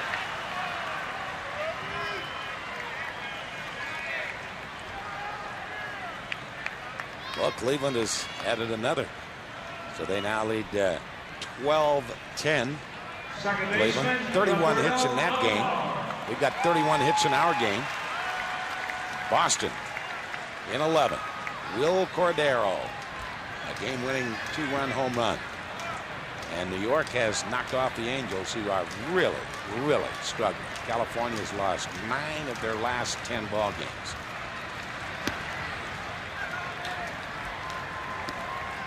Disney officially took over the Angels on Wednesday, and man, they went through that front office with a mower. Fired 25 of the 50 front office people. Bad day at the office. They're talking about changing their name to Anaheim, talking about changing their colors.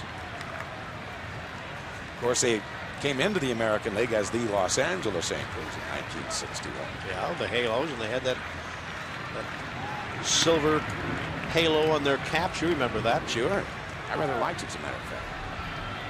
I mean, because it was distinctive. It was so unusual at that time, it was shocking. Yeah. And then the interlacing L and A.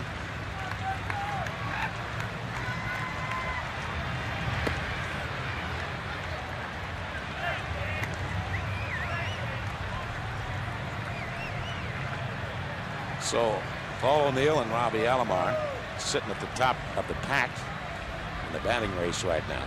Both hitting .383. Robbie with his 2 for 3 night.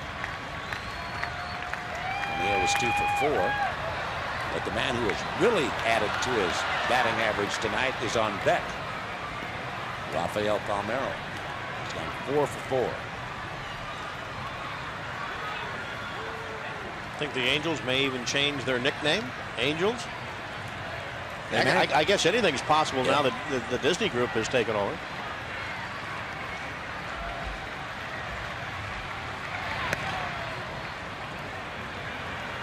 In 1 on Alomar, and Davison beginning to work himself into a little bit of a jam here in the 7th.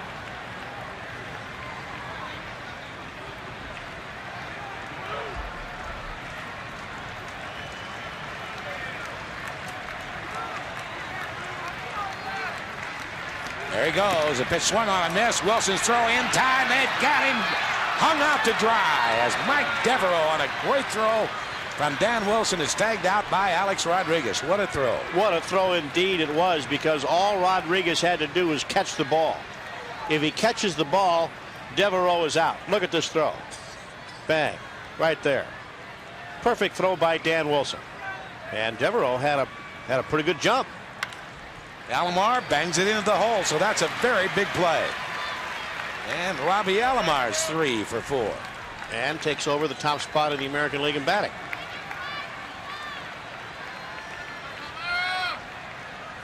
So now 32 hits in this ball game. RAFAEL PALMEIRO.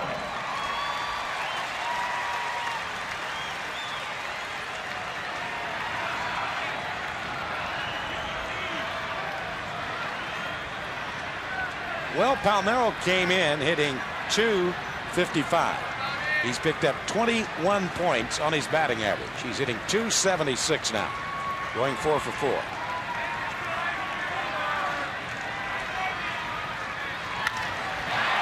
Sliced into the gap and deep into left center field, and that ball is gone. Fly away. Rafael Palmeiro with his 8th home run of the year.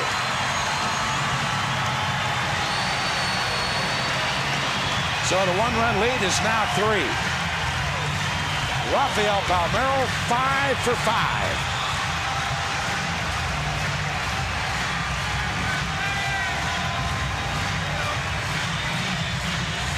That may be a tie a career high for him or be a career high. 5 for 5. Scotty left that one out over the plate. He just rolled it out of here in the left center.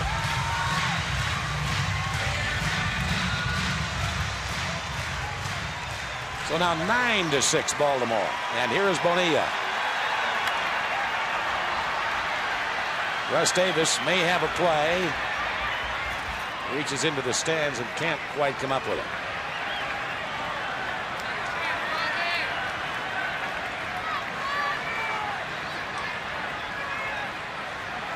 The Rafael Palmeiro show here tonight. Rafael Palmeiro is a triple away from hitting for the cycle.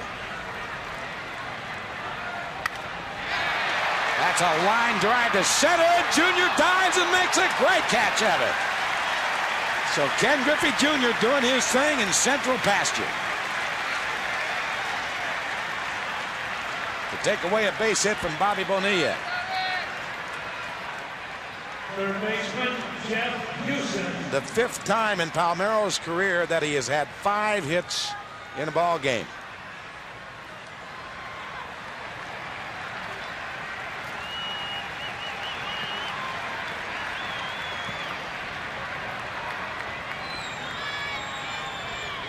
Jeff Houston up for his first at bat. The ex-Texas Ranger taking the strike at the knees. Going in for B.J. Surhoff, and we have not received any word on Surhoff from the clubhouse. Being hit by the thrown ball by Joey Cora, and then the ball hit Sorrento, and Sorrento's still in the game. A career-high 6 RBIs for Rafael Palmeiro.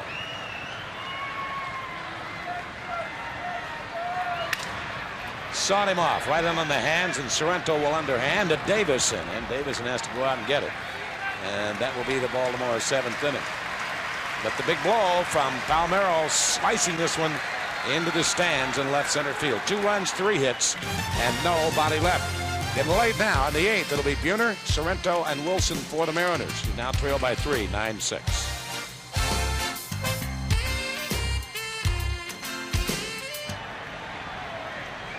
Well, this is Buhner leading it off and taking the sinker from McDowell on the inside corner for a strike. 1-1. So 9-6. 33 hits. We understand that is the most hits in the Major League Baseball tonight. 33 of them. And this game might be a ways from being over. With the way the teams are scoring tonight, 9 may not be enough. Buhner toward the hole. Ripken bobbles it, but that, well, we'll wait and see whether that's a hit or an error. It's an error. It's going to be the 3rd error on the Orioles. I think that, well, they gave an error. E6. First baseman, Paul Sorrento. And Cal Ripken. How many times have you seen him make that play? You know, when you have the reputation of being a good fielder like he does, people just go to expect that you're going to make that play every single time. But if you have the reputation of not having good hands, that same ball is hit, they give the batter a hit. Sorrento, a fly ball sliced into deep left center field, and Brady Anderson on a run won't get to that. On one hop, he'll take it before it gets to the fence, and sliding into second base is Sorrento, and the Mariners bring the tying run to the plate here in the 8th. It's amazing. It's amazing, and let's see how many hits we have now in this game. That's 34 hits so far. Here's the stroke by Sorrento. Brady Anderson has had a slight hamstring, not able to run nearly like we have seen him before. That might be one reason why he didn't get to that ball, but Sorrento said, "I'll take it anyway." And now Dan Wilson right now, one swing of the bat could tie it. Well, Cleveland came from way back to win their ball game over Texas. 12-10, that's a final. And the Mariners trying to come from a 5-run deficit one time, 7-2. Wilson taking the sinker low, ball 1. 1 ball and no strikes. We've got to be getting close to Randy Myers here pretty soon. Might see him in the top of the inning. See him in the 9th inning.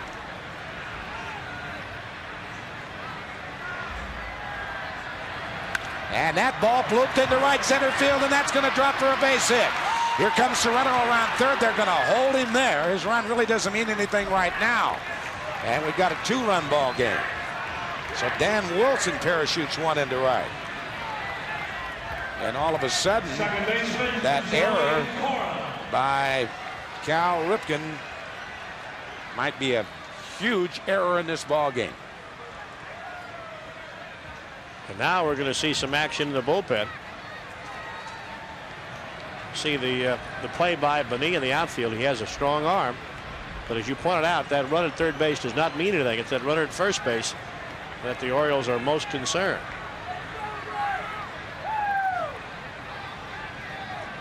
Nine, 7, and here's Joey Cora. There's that one right into the ground at the plate.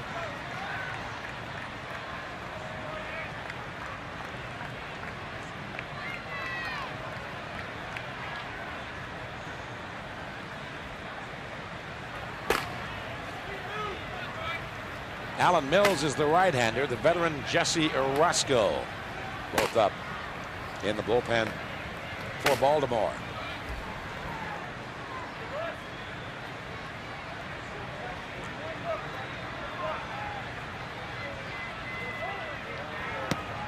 A little low, 1 ball and 1 strike. And Mike Jackson in the Mariner pen. That's a 2-tiered pen. Mariners on the upper tier, Baltimore on the lower tier.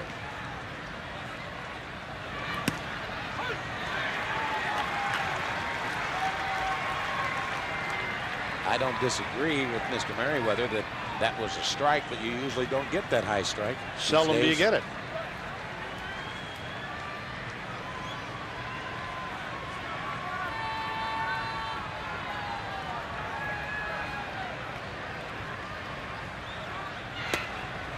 Would not come back over the inside corner.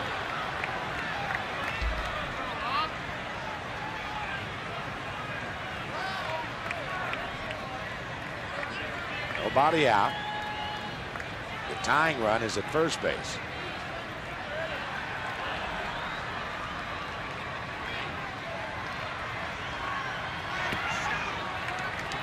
Three balls and 2 strikes. How many times in this ball game have we looked up and seen the bases loaded for both sides?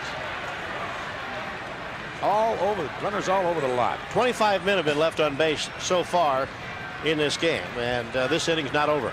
And 35 hits, 16 runs. Wow.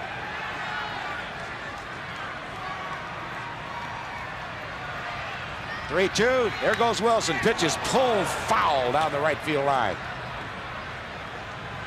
So they're turning loose Wilson to try and stay out of the double play.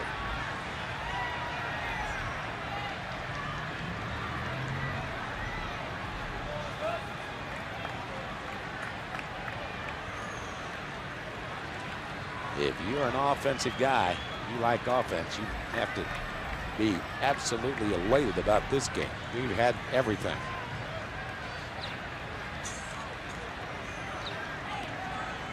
Wilson goes again. 3-2 pitch, again foul.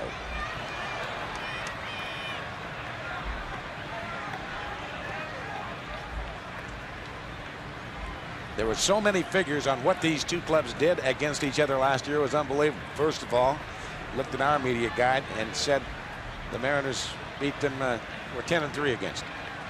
And then the notes came out, and the Orioles said they were 7-6 against Seattle. And somebody else said something else. So I went back to the day-by-day. What they did last year was split 12 games. They were 6-6. There goes Wilson, and the pitch is fouled away again into the mezzanine. Of course, it was these Orioles that were there when the tile started to fall in '94. It was these Orioles that were involved a couple of years ago when Bill Hasselman was at the plate. Mike Mussina hit Hasselman in one of the great brawls in Mariner history. Almost stopped the streak of Cal Ripken Jr. Yeah, he was hurt. Didn't know whether he's going to be able to play the next day. Bosio hurt his collarbone. He was out. 3-2 pitch on the way to Cora, and again Wilson takes off, and it's pulled again foul. Wilson's going to have his tongue hanging down to his knees if he keeps fouling away. Has so much work, and he'll be a long distance runner.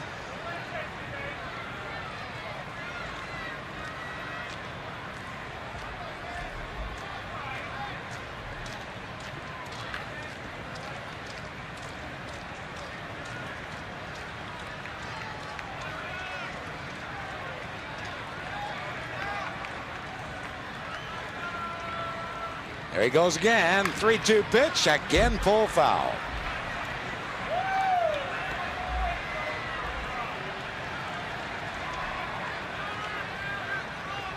That is 5 pitches in a row that Joey has fouled off in that 3-2 pitch. And you have to give credit to McDowell for throwing the pitch over the plate. He's due to miss, isn't he?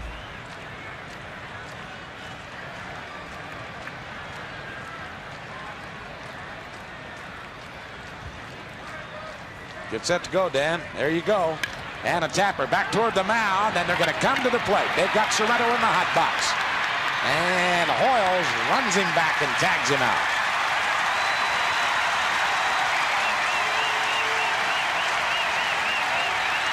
So Sorrento is out. Trying to figure out where Sorrento was thinking of going. He had no play. It's right there in front of him. And that's going to go 1, 2, 5. No, 1, 2. 1, 2. And Doug Strange now is out on deck. Batting for Russ Davis, number 12, Doug Strange. Might have been ball 4. That was ball 4. That was way outside.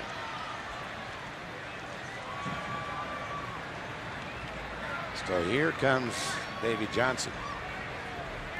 Doug Strange, the switch hitter, out there. Let's see to whom the call is going to be made, and Jesse Orozco will come in and get Strange turned around the other way, batting from the right-hand side. So Strange has been announced. He's in the ball game. And Jesse Orozco, the veteran left-hander, coming in from the pen. And while the change is made, we have this word for you. And there is Luis Sojo, who will be coming up as a pinch hitter. The Mariners been fighting from behind since the first inning when they fell behind 2-0. They fell behind 4-0 at the end of 2. And then they got a couple in the third, and it was 4-2. But then it was 7-2. And the Mariners got to 7-6. And then the 2-run bomb by RAFAEL PALMEIRO to make it 9-6. And now the Mariners have taken advantage of a Cal Ripken error here in the 8th inning. Dan Wilson, a little blooper into right field to score Jay Buhner. But then a tapper back to the mound after a battle by Joey Cora. And Mr. Sorrento is caught in the pickle and is tagged out between home and third. And here is Sorrento, Sojo. Interesting move, though, by Lou Piniella. He sent up Doug Strange, who was a switch hitter, right? Right. And then all of a sudden you have Davey Johnson comes back and brings in the left-hander. And you would think that Strange would go around and hit right-handed. And all of a sudden you see Sojo. You have Sam Perlazzo that knows that Strange does not hit right-handed very well. And Perlazzo was on the coaching staff last year with the Mariners. And so I think you got a little of Sam Perlazzo knowing a great deal about Strange and knowing about Lou Piniella, that he only wants to use him as a left-handed batter. Soho 0 for 1 as a pinch hitter. There's Sam, who makes his home in Cumberland, Maryland, not too far from here. Soho pops it up, and it's got to hurry to get out of here. And it will, just enough, right on top of the Baltimore Oriole dugout.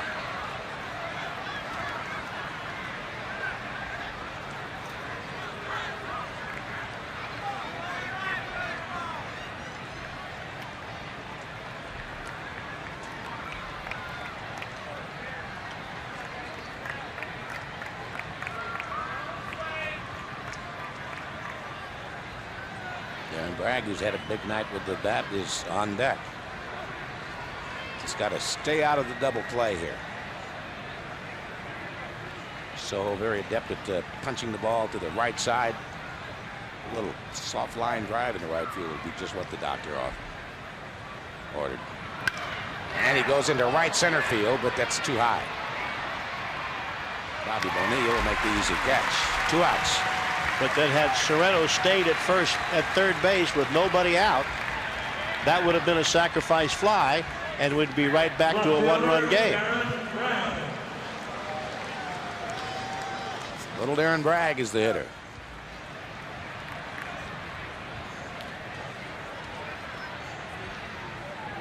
Braggsy has 3 singles. You may see Amaral come up to the plate.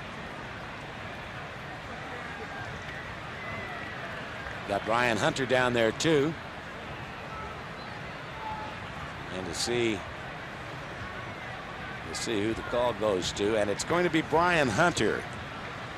Brian Hunter will come up and pinch hit for Darren Bragg. Hunter got a little bit more pop than Amaral.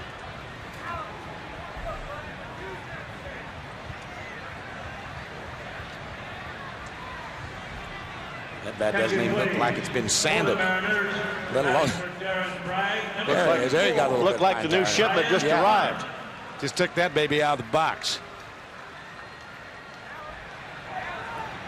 So Brian Hunter will be the pinch hitter. And here comes Davy Johnson. And Davy Johnson's going to go out and get a right-hander. Oh, the wheels. Yes, let's just play about 8 hours. Let's play 8.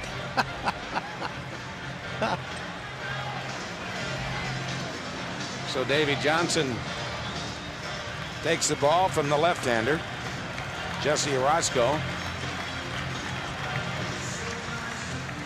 And Alan Mills come in and work to Brian Hunter.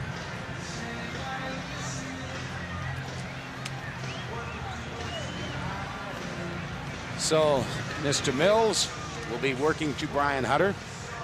We can show you what else has happened in baseball. The games on the East Coast have been put to sleep. Cleveland roaring back to beat the Texas Rangers 12-10. Alan Embry, the left-hander, picking up the victory. A Will Cordero home run in the bottom half of the 11th inning, giving the Red Sox the win, while in 10 the White Sox beating the Detroit Tigers 11-6. And the Yankees putting some more pain on California. Andy Pettit beating Jim Abbott, while Milwaukee romped over Minnesota by 11. They picked up 11 runs in 1 inning to do that. Kansas City 4-2 winner over Toronto. Timmy Belcher, the Mariner, ex-Mariner, picking up the victory after being shellacked in his last start against Seattle. In the National League, the Cubs this afternoon beat no-hit pitcher Al Leiter 3-1. Leiter had the no-hitter his last outing. Atlanta, Greg Maddux, the winner over Cincinnati 8-2. Houston, Pittsburgh at Houston, they had a power outage there at the Astrodome tonight. About 15-20 minutes with Houston when they started playing. And the Rockies leading the Cardinals in kind of a wild one in the 6th inning at Coors Field, while Montreal and San Diego are tied in the 5th at a run apiece. And they're in the 4th in Los Angeles, with the Dodgers leading the Phillies 3-2. While up in San Francisco, rain out there as the Mets and the Giants are trying to get that ball game in this evening. The Orioles were rained out on Wednesday in Oakland.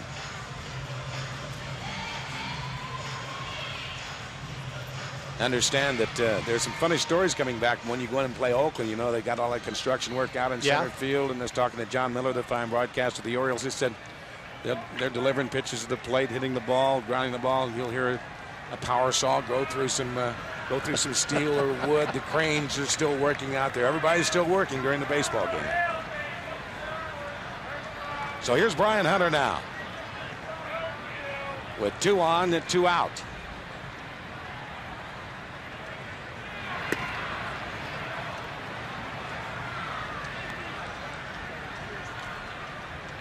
Mills coming back from shoulder surgery that he suffered last year. Still has a fine fastball, which you'd call a power type pitcher. It's only worked 1 inning for Baltimore. 1-1.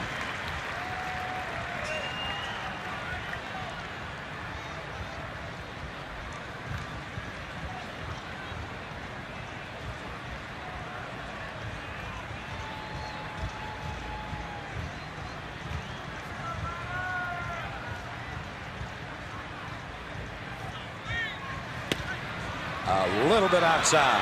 2-1.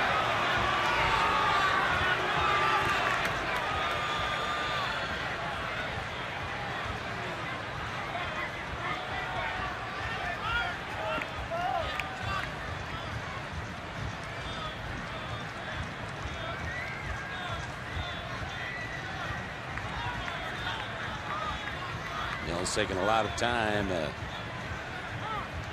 And too much time being taken, so Ryan will step away.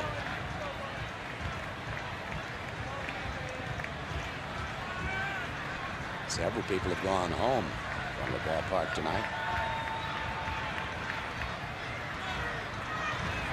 Way outside, ball 3. 3 balls and a strike. And Alex Rodriguez would be next.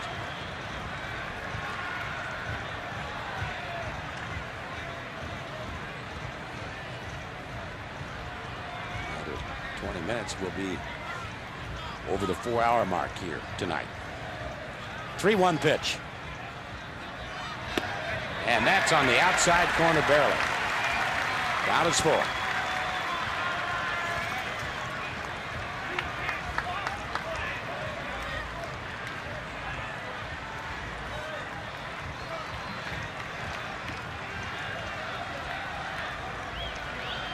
Wilson and Cora run on this pitch. Full count, 3-2. There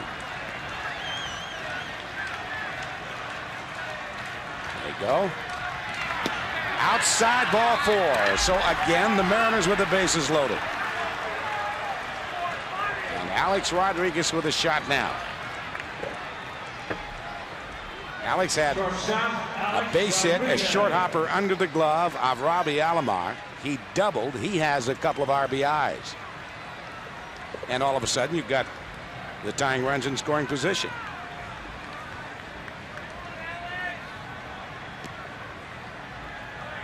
It's amazing how the Mariners keep coming back time and time again. They bring up a go-ahead run. They get that on base. They have a tying run in scoring position. Need just one more hit. Well, that's low and outside. So what this definitely does, no matter what Alex Rodriguez does, is ensure that in the 9th inning, they're going to have to look at Junior and Edgar and Buhner again. They just assume Lou'd like to see him this inning. Like to see all of them hit this inning. 1-0 pitch. Outside corner. Alan Mills not throwing nearly as hard as we're used to seeing. No, we used to see him come in and really bring it. With that arm surgery that he had during the winter, I guess it'll take a while for him to get his strength back. Now see if my friends were here. 1-1, way outside. 2-1. And Wilson over at third base. There's Joy at second. And Brian Hunter over at first. He's just walked.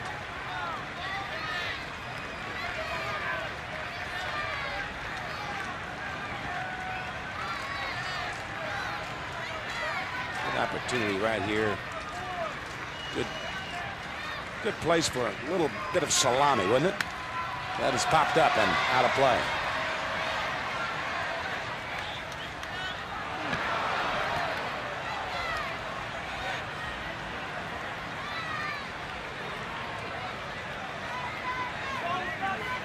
That slam against the Tigers in April.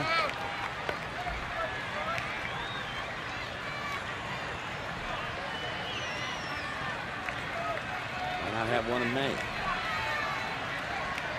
About exactly a month away from the last one.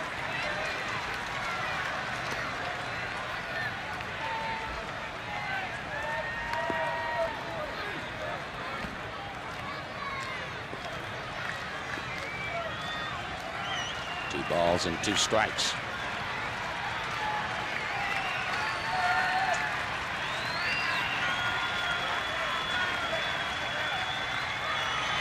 Outside, ball 3. 3 balls and 2 strikes. A great eye by Alex Rodriguez. Last year he might have taken a cut at that pitch. He might have taken a cut at it. You're absolutely right.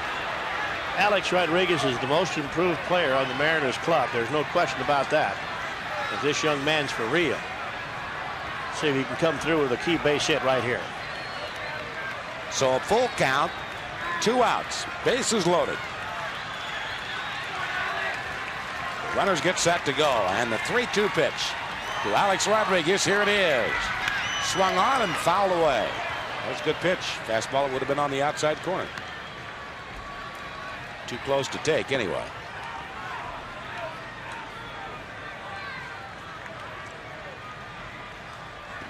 That was a strike.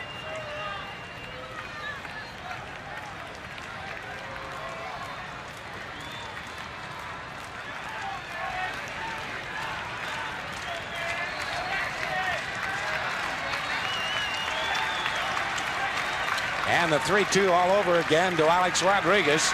Fastball belted. Get out the right, Brad, and the mustard grandma. It is grand salami time. Rodriguez with a grand slam home run, and the Mariners lead it 13-7, almost exactly to the day of when he hit his last salami against the Detroit Tigers. And the fans here turn and head for the exits.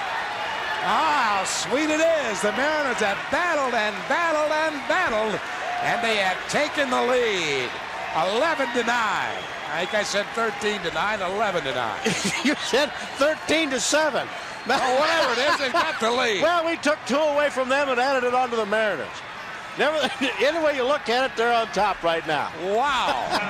420-foot grand slam home run by Alex Rodriguez. Drives in 4 to give him 6 RBIs on the night. So he's caught RAFAEL PALMEIRO in that department, and here is Junior now. The pitch to Junior is a strike on the outside corner. And we'd like to remind you that Southwest Airlines provides flights for fans to fly away from Seattle daily. 11-9 Mariners. Junior lays off the pitch, low and inside. The appeal denied. 1 ball and 1 strike. Baby, did he get it all. We have said time and again how that ball jumps off that young man's bat. Well, does it ever? 420 feet away. So 11-9 Seattle. Junior, a fly ball into left center field, and Brady Anderson moves over.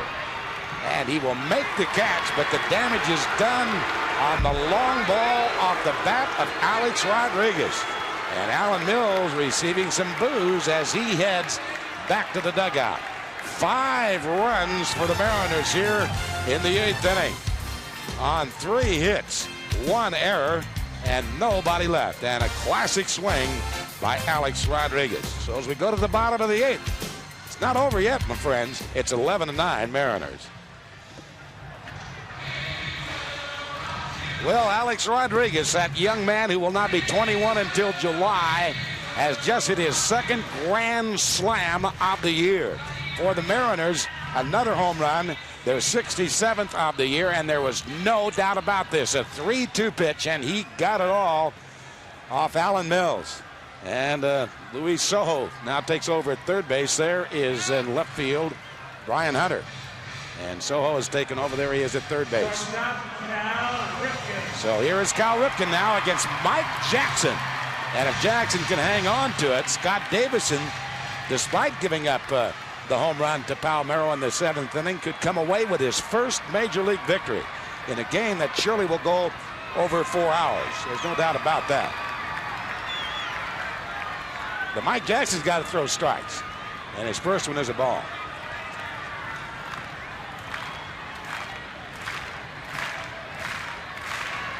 And his second one is a ball. Be interesting to see how many pitches have been thrown in this game by all pitchers.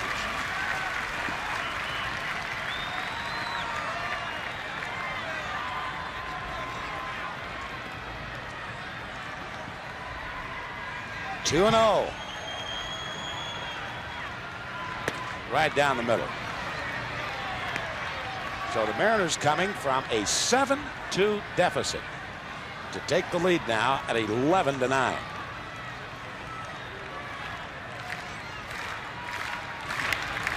And that's belted to left field, and that will fly away. And Baltimore now back by 1, 11-10.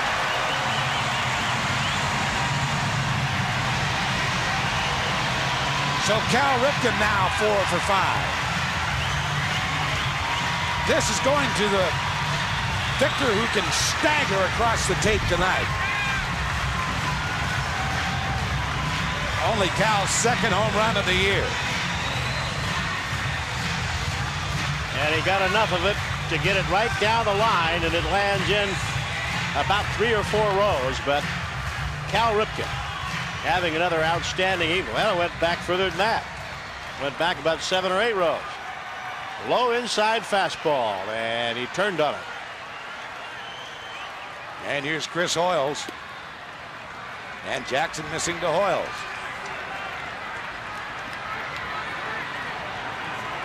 So Baltimore with 3 home runs. The Mariners with 1.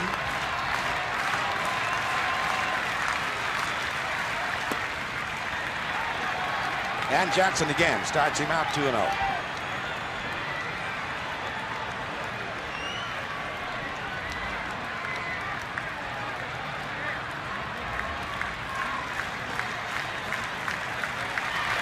A slider low, ball 3. 3 balls and no strikes. You've got to throw strikes in this game. If he throws one more, we might see Charlton come in and have to work 2 innings.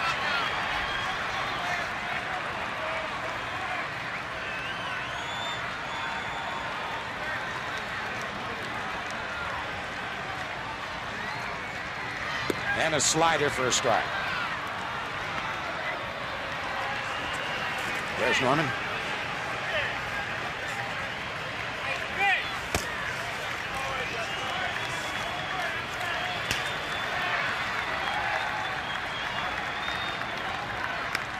And he got in his kitchen just enough, jammed him just enough. And he puts that into the seats in foul territory. That ball was running right in on Chris Hoiles.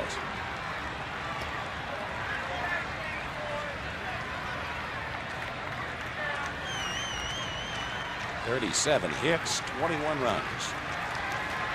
25 men left on base.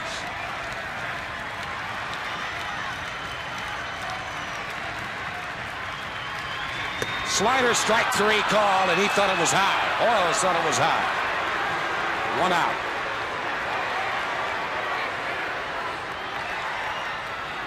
So 1 down, and that'll bring up Jeffrey Hammonds, the left fielder. The Mariners are proud to be an official community sponsor of the Museum of History and Industry's upcoming exhibit entitled Runs, Hits, and ERA. Runs, Hits, and an ERA begins Saturday, June the 8th, and it pays tribute to the Pacific Coast League and some of its biggest stars, including Joe DiMaggio, Mickey Cochran, and Seattle's own Fred Hutchinson.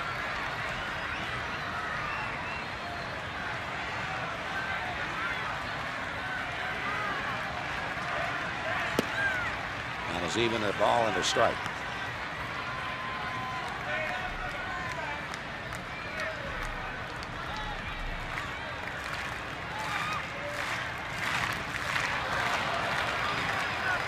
One and two.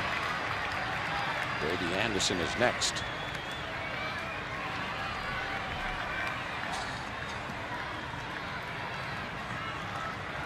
Just wonder whether,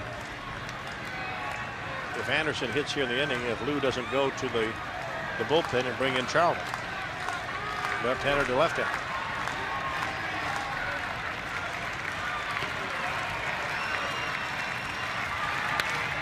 And that's hit into left field. And over there, Brian Hunter to make the catch.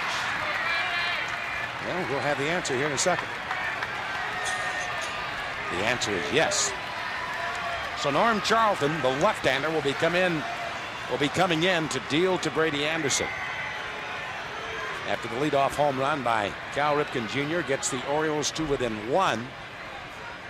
Going right through that bullpen tonight, Charlton will be asked to pitch at least an inning and a third in tonight's ball game, as he is walking in from the bullpen in deep left center field.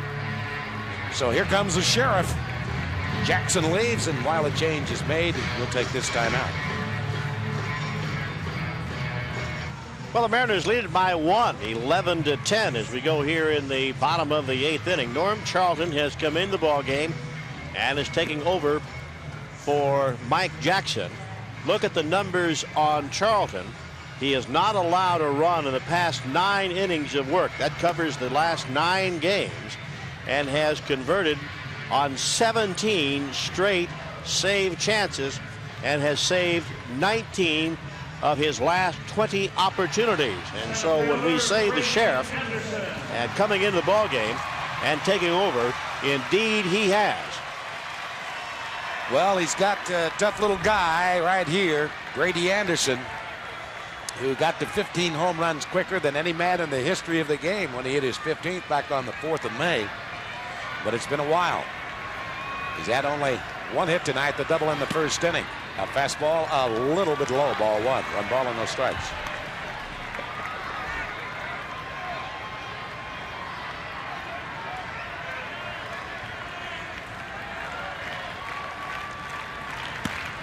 And 1 down, 1 up.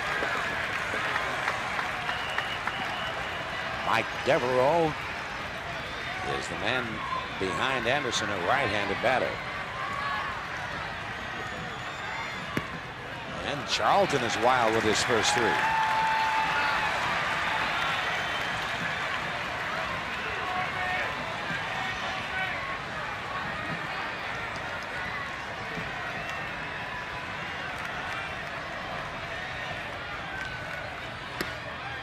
And that's inside, so a 4-pitch walk to Brady Anderson. I recall Charlton on Mother's Day against Kansas City. Mariners winning that game 8-5. Came in the 8th inning also and walked the first 2 men that he faced, Bob Hamlin and Mike McFarland. Then struck out Jose Offerman and settled down.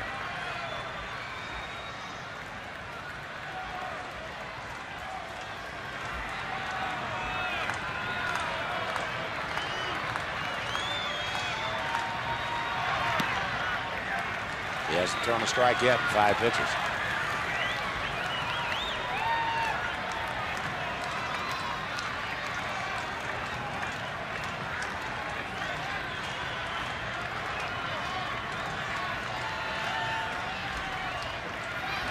There's one.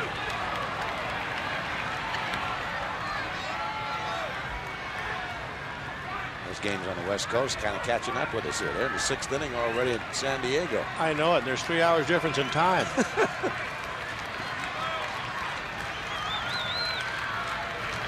Devereaux, high fly ball to left, and Brian Hunter is there.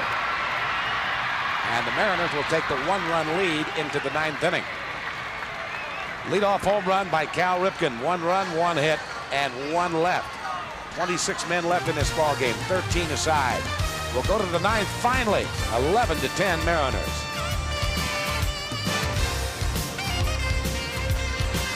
Yeah, that's kind of messy, isn't it? 11-10, 37 hits, 3 Oriole errors, and we are just about to tick into the 5th hour of play here. We have officially played 4 hours here at Camden Yards, and this is the home of the long playing record this year. As a matter of fact, the Yankees and the Orioles early this year played a 9-inning, 4-hour, and 21-minute contest, which is the major league record. Well, we got a shot at it. 1 strike on Edgar Martinez.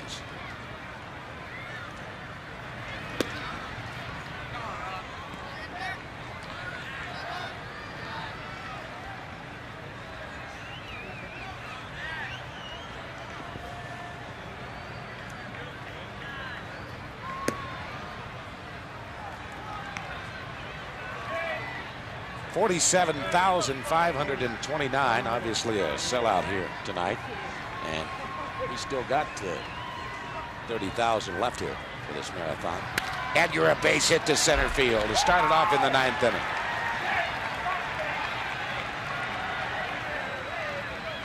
So the Mariners, who had 19 hits on Wednesday, come right back on Friday with 19 hits. And they're still swinging. That after having been no hit by Dwight Gooden on Tuesday night. Here we go. Counting. 20 minutes till midnight, or going on 20 minutes till midnight here.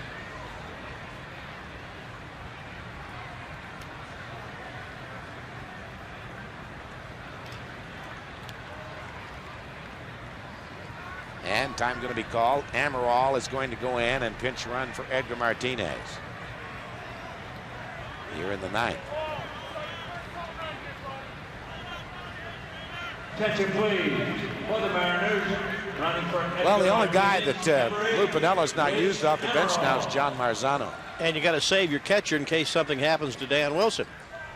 But it takes a lot of guts to take Edgar out of the ballgame, the designated hitter. Yeah, you have a 1-run lead, but it's a little tough to take a guy like Edgar out of your lineup. Be interesting to see if he bunts with Buhner here. Nope, at least not on the first pitch. I think Jay's going to swing the bat. The way things are going, if he hits one out, the Mariners may need it. What way this game's been going.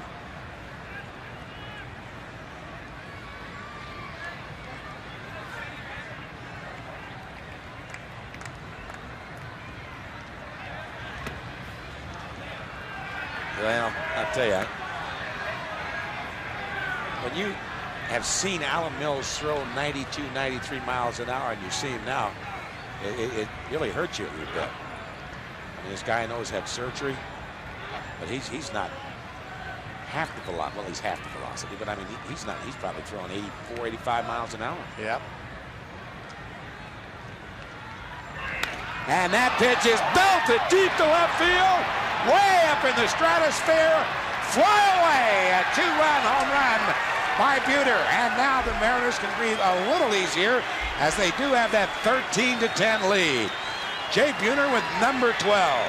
That one right down the pipe and up in the eyes of Jay Buhner. And still nobody out here in the 9th. So Buhner with his 33rd and 34th runs driven in. First baseman, Paul. And here's Sorrento. The Mariners with 68 home runs. Unbelievable. And there it goes. 39 hits in this game tonight.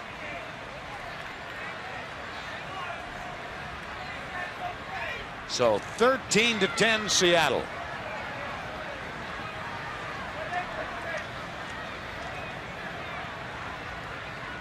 Sorrento has 3 hits tonight. And Mills is inside. This was a cannonade. Towering shot by Buhner. Looked like your drive yesterday, Ron. That ball is hit very deep, but foul down the right field line off the bat of Sorrento. A white dot in the night. Yeah. Way to the left. Way to the left, huh?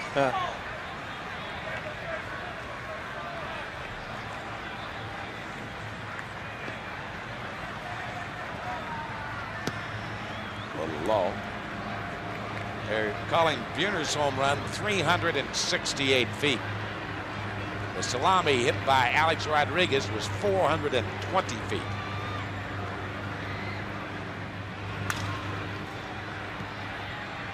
Alomar gets a routine ground ball and throws him out.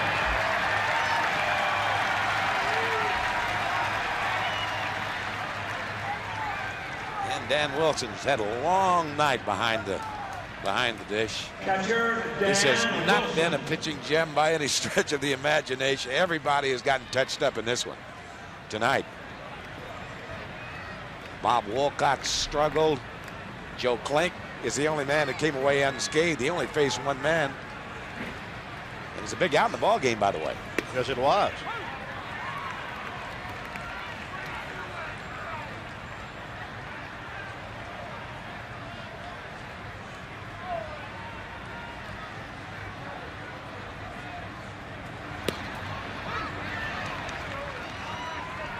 Two strikes. 23 hits against Texas on this date 3 years ago, and the Mariners have 20 tonight. And that's a high fly ball, but that's not going to do any damage. 2 outs. Well, friends, the biggest jackpot in Major League Baseball is at the Kingdome every Saturday as KISW presents the Mariners' $1 Million Pitch before each Saturday night home game. One fan 18 or older has a chance to win $1 million by throwing a baseball from the pitcher's mound through a target at home plate. Contestants can also win other great prizes. To enter, you can send a postcard with your name, your address, your phone number, and age to the address right there on your screen and make a chuck for the big bucks. Joey CORA has 1 of the 20 Mariner hits. And that should do it.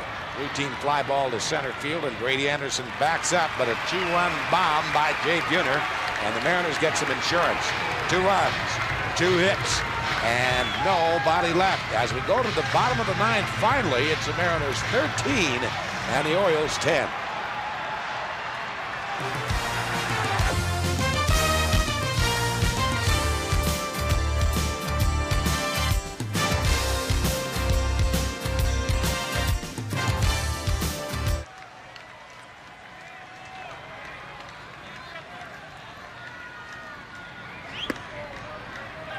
Well, Robbie Alomar now is a lot of the 47,000 that were here earlier have headed for home. Leads it off, and Mr. Charlton misses with the first 2 pitches inside. Ball 2 balls and no strikes. Alomar 3 hits tonight. Then PALMEIRO, who is perfect. Can't find the strike zone with his first 3.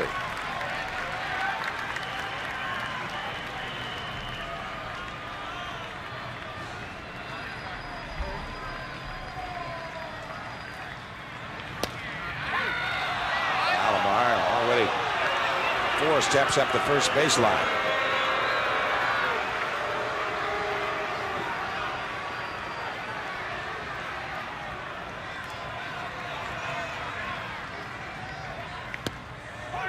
Strike 2.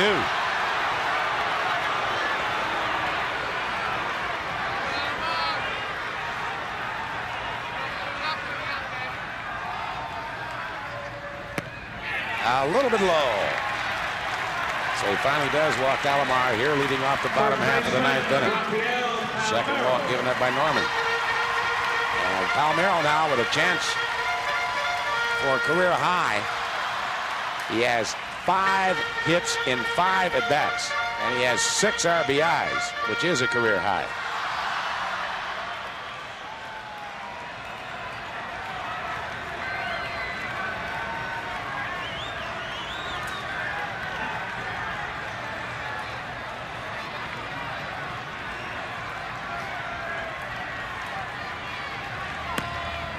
On the inside corner. 1.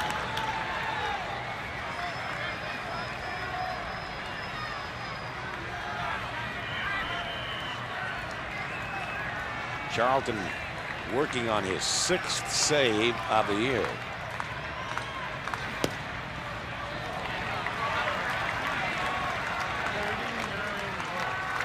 Bobby Bonilla, who represents the tying run, is on deck.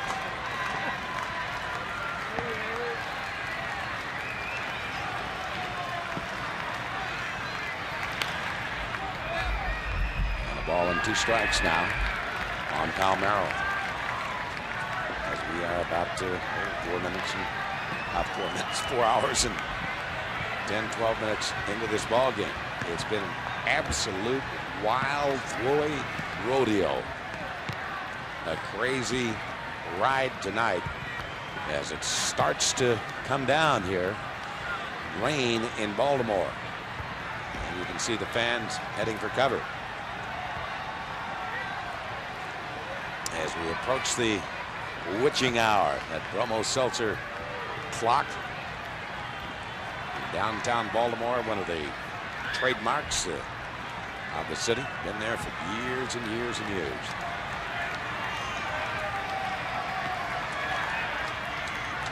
PALMEIRO belts it, but foul down the right field line.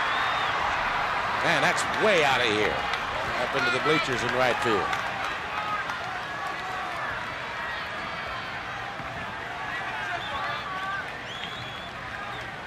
See how PALMEIRO likes to go out there and hook the ball. He likes to pull it. Background, you can see the rain. And he went around on a fork ball, so 1 out. Right fielder, And Bobby Bonilla now will turn around and hit from the right side.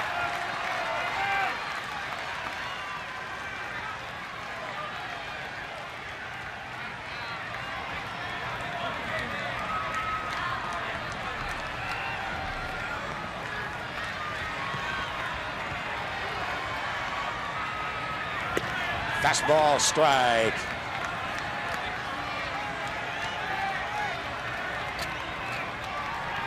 The Orioles coming into this game and won 5 of their last 6 ball games. And of course, they started play a game and a half back of the Yankees in the East, and the Yankees beat California tonight.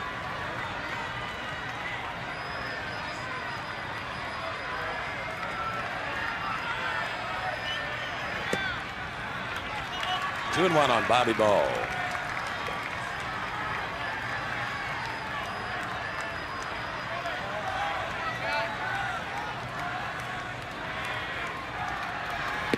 Way outside. He's a ball away from bringing the tying run to the plate. Billy Ripken is on deck to pinch hit for Jeff Houston. And that's a fair ball down the left field line into the corner. Brian Hunter will play the carom, and Bonilla will go into second base, sliding, and he's safe. He wasn't really running all out going between first and second. He took that for granted. There's going to be a double. See Bonilla walking around behind second base, sprained his ankle the other day, rounding the bag, and so that might be one of the reasons, Dave, why he took his time going down into the going down to second base. But you're right. Quick throw by Alex. Slide in there. He is safe. But the big man did not run that well with that bad ankle. So here is Billy Ripken now. Pinch hitting. And of course, he represents the tying run in the ball game. Cal's younger brother back with the big league ball club, hitting only .176.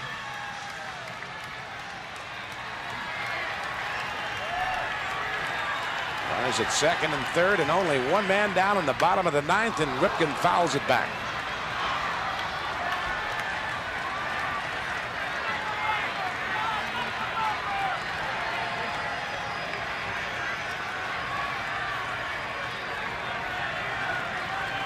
About 40 hits now, 20 aside. I don't ever think I remember playing in a game in which there were 40 hits. And he pops it up. Sorrento doesn't see it, now does, and makes the catch, and everybody has to hold. All of a sudden, he put his palms out as if he didn't see the ball. So 2 outs. And here comes the older brother. Cal with a home run in the 8th inning.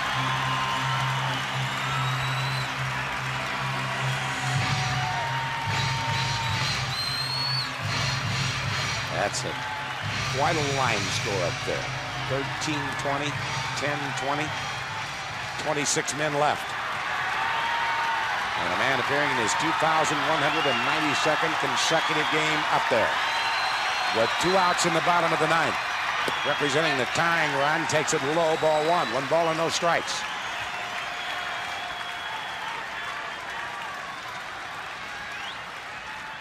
He hit the home run off Mike Jackson leading off last inning.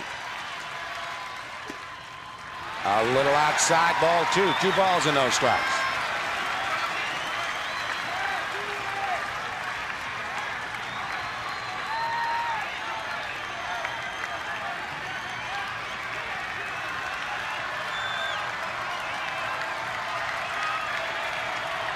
Look out here, the 2-0 pitch. Low and outside, ball 3. 3-0.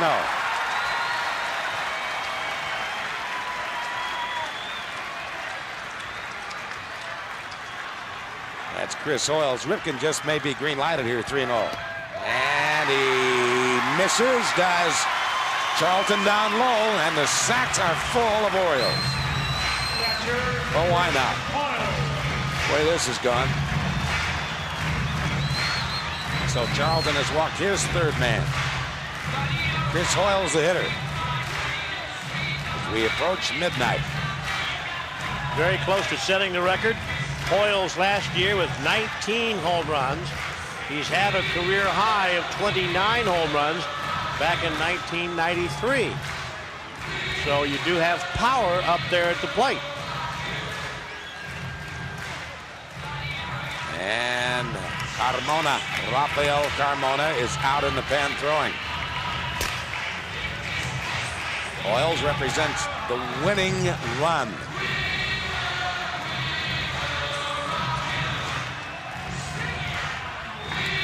Over at third base, Robbie Alomar. Bobby Bonillo over at second. And Cal Ripken at first. 2 outs in the bottom half of the 9th inning. And it's high and outside, ball 1. 1 ball and no strikes, and Charlton just cannot seem to locate right now with his pitches. I wonder if that mound is different because there is a pitcher out there tonight that has demonstrated a great deal of control. And the 1-0 on the way to Hoiles. Swing and a miss. A ball and a strike. That looked like the slider. Out in front of that pitch, whatever it was an off-speed pitch.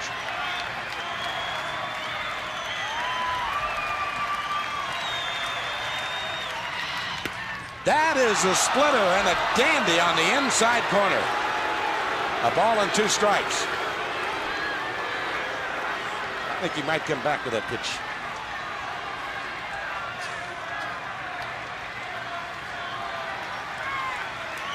So right now, Mr. Charlton is in control, and this is the 1-2 pitch. Splitter, low.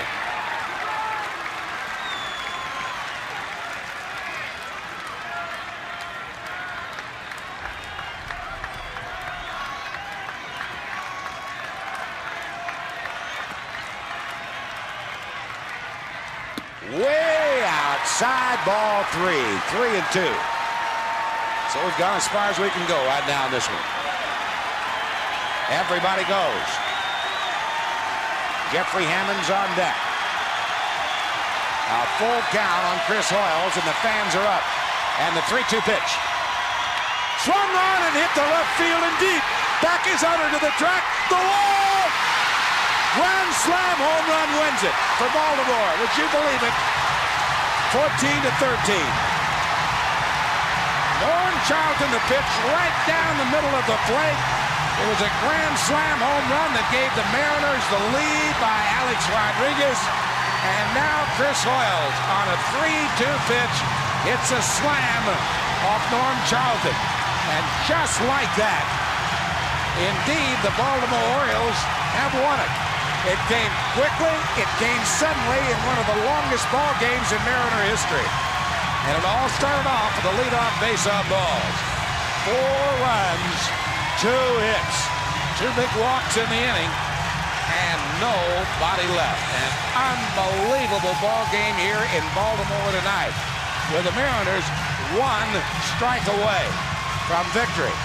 But Hoiles taking Charlton all the way, 3 balls and 2 strikes, and hit the grand slam home run. Look at this. It was a hanger right out over the plate, and he jumped all over it.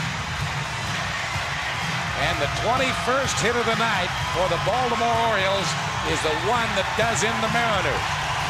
As Brian Hunter went back, this one a couple of rows deep in the box seats, and here comes Hoiles out of the dugout to acknowledge the plaudits of the crowd as it now begins to rain quite hard here in Baltimore, and the Mariners just have their heart ripped right out of them on one swing of the bat here in the bottom half of the 9th inning, and you can see the dejected Dan Wilson right there. To come from back as far as the Mariners did, and then to take the lead, to score 13 runs in a game, and even Lou Piniella cannot believe what he just saw here this evening. So Lou Piniella down there, Dan Wilson down there, as the Baltimore Orioles come from 3 back, get a grand slam home run in the bottom half of the 9th inning, and knock off the Mariners 14-13 on the 21st hit of the night. We'll be back right after this.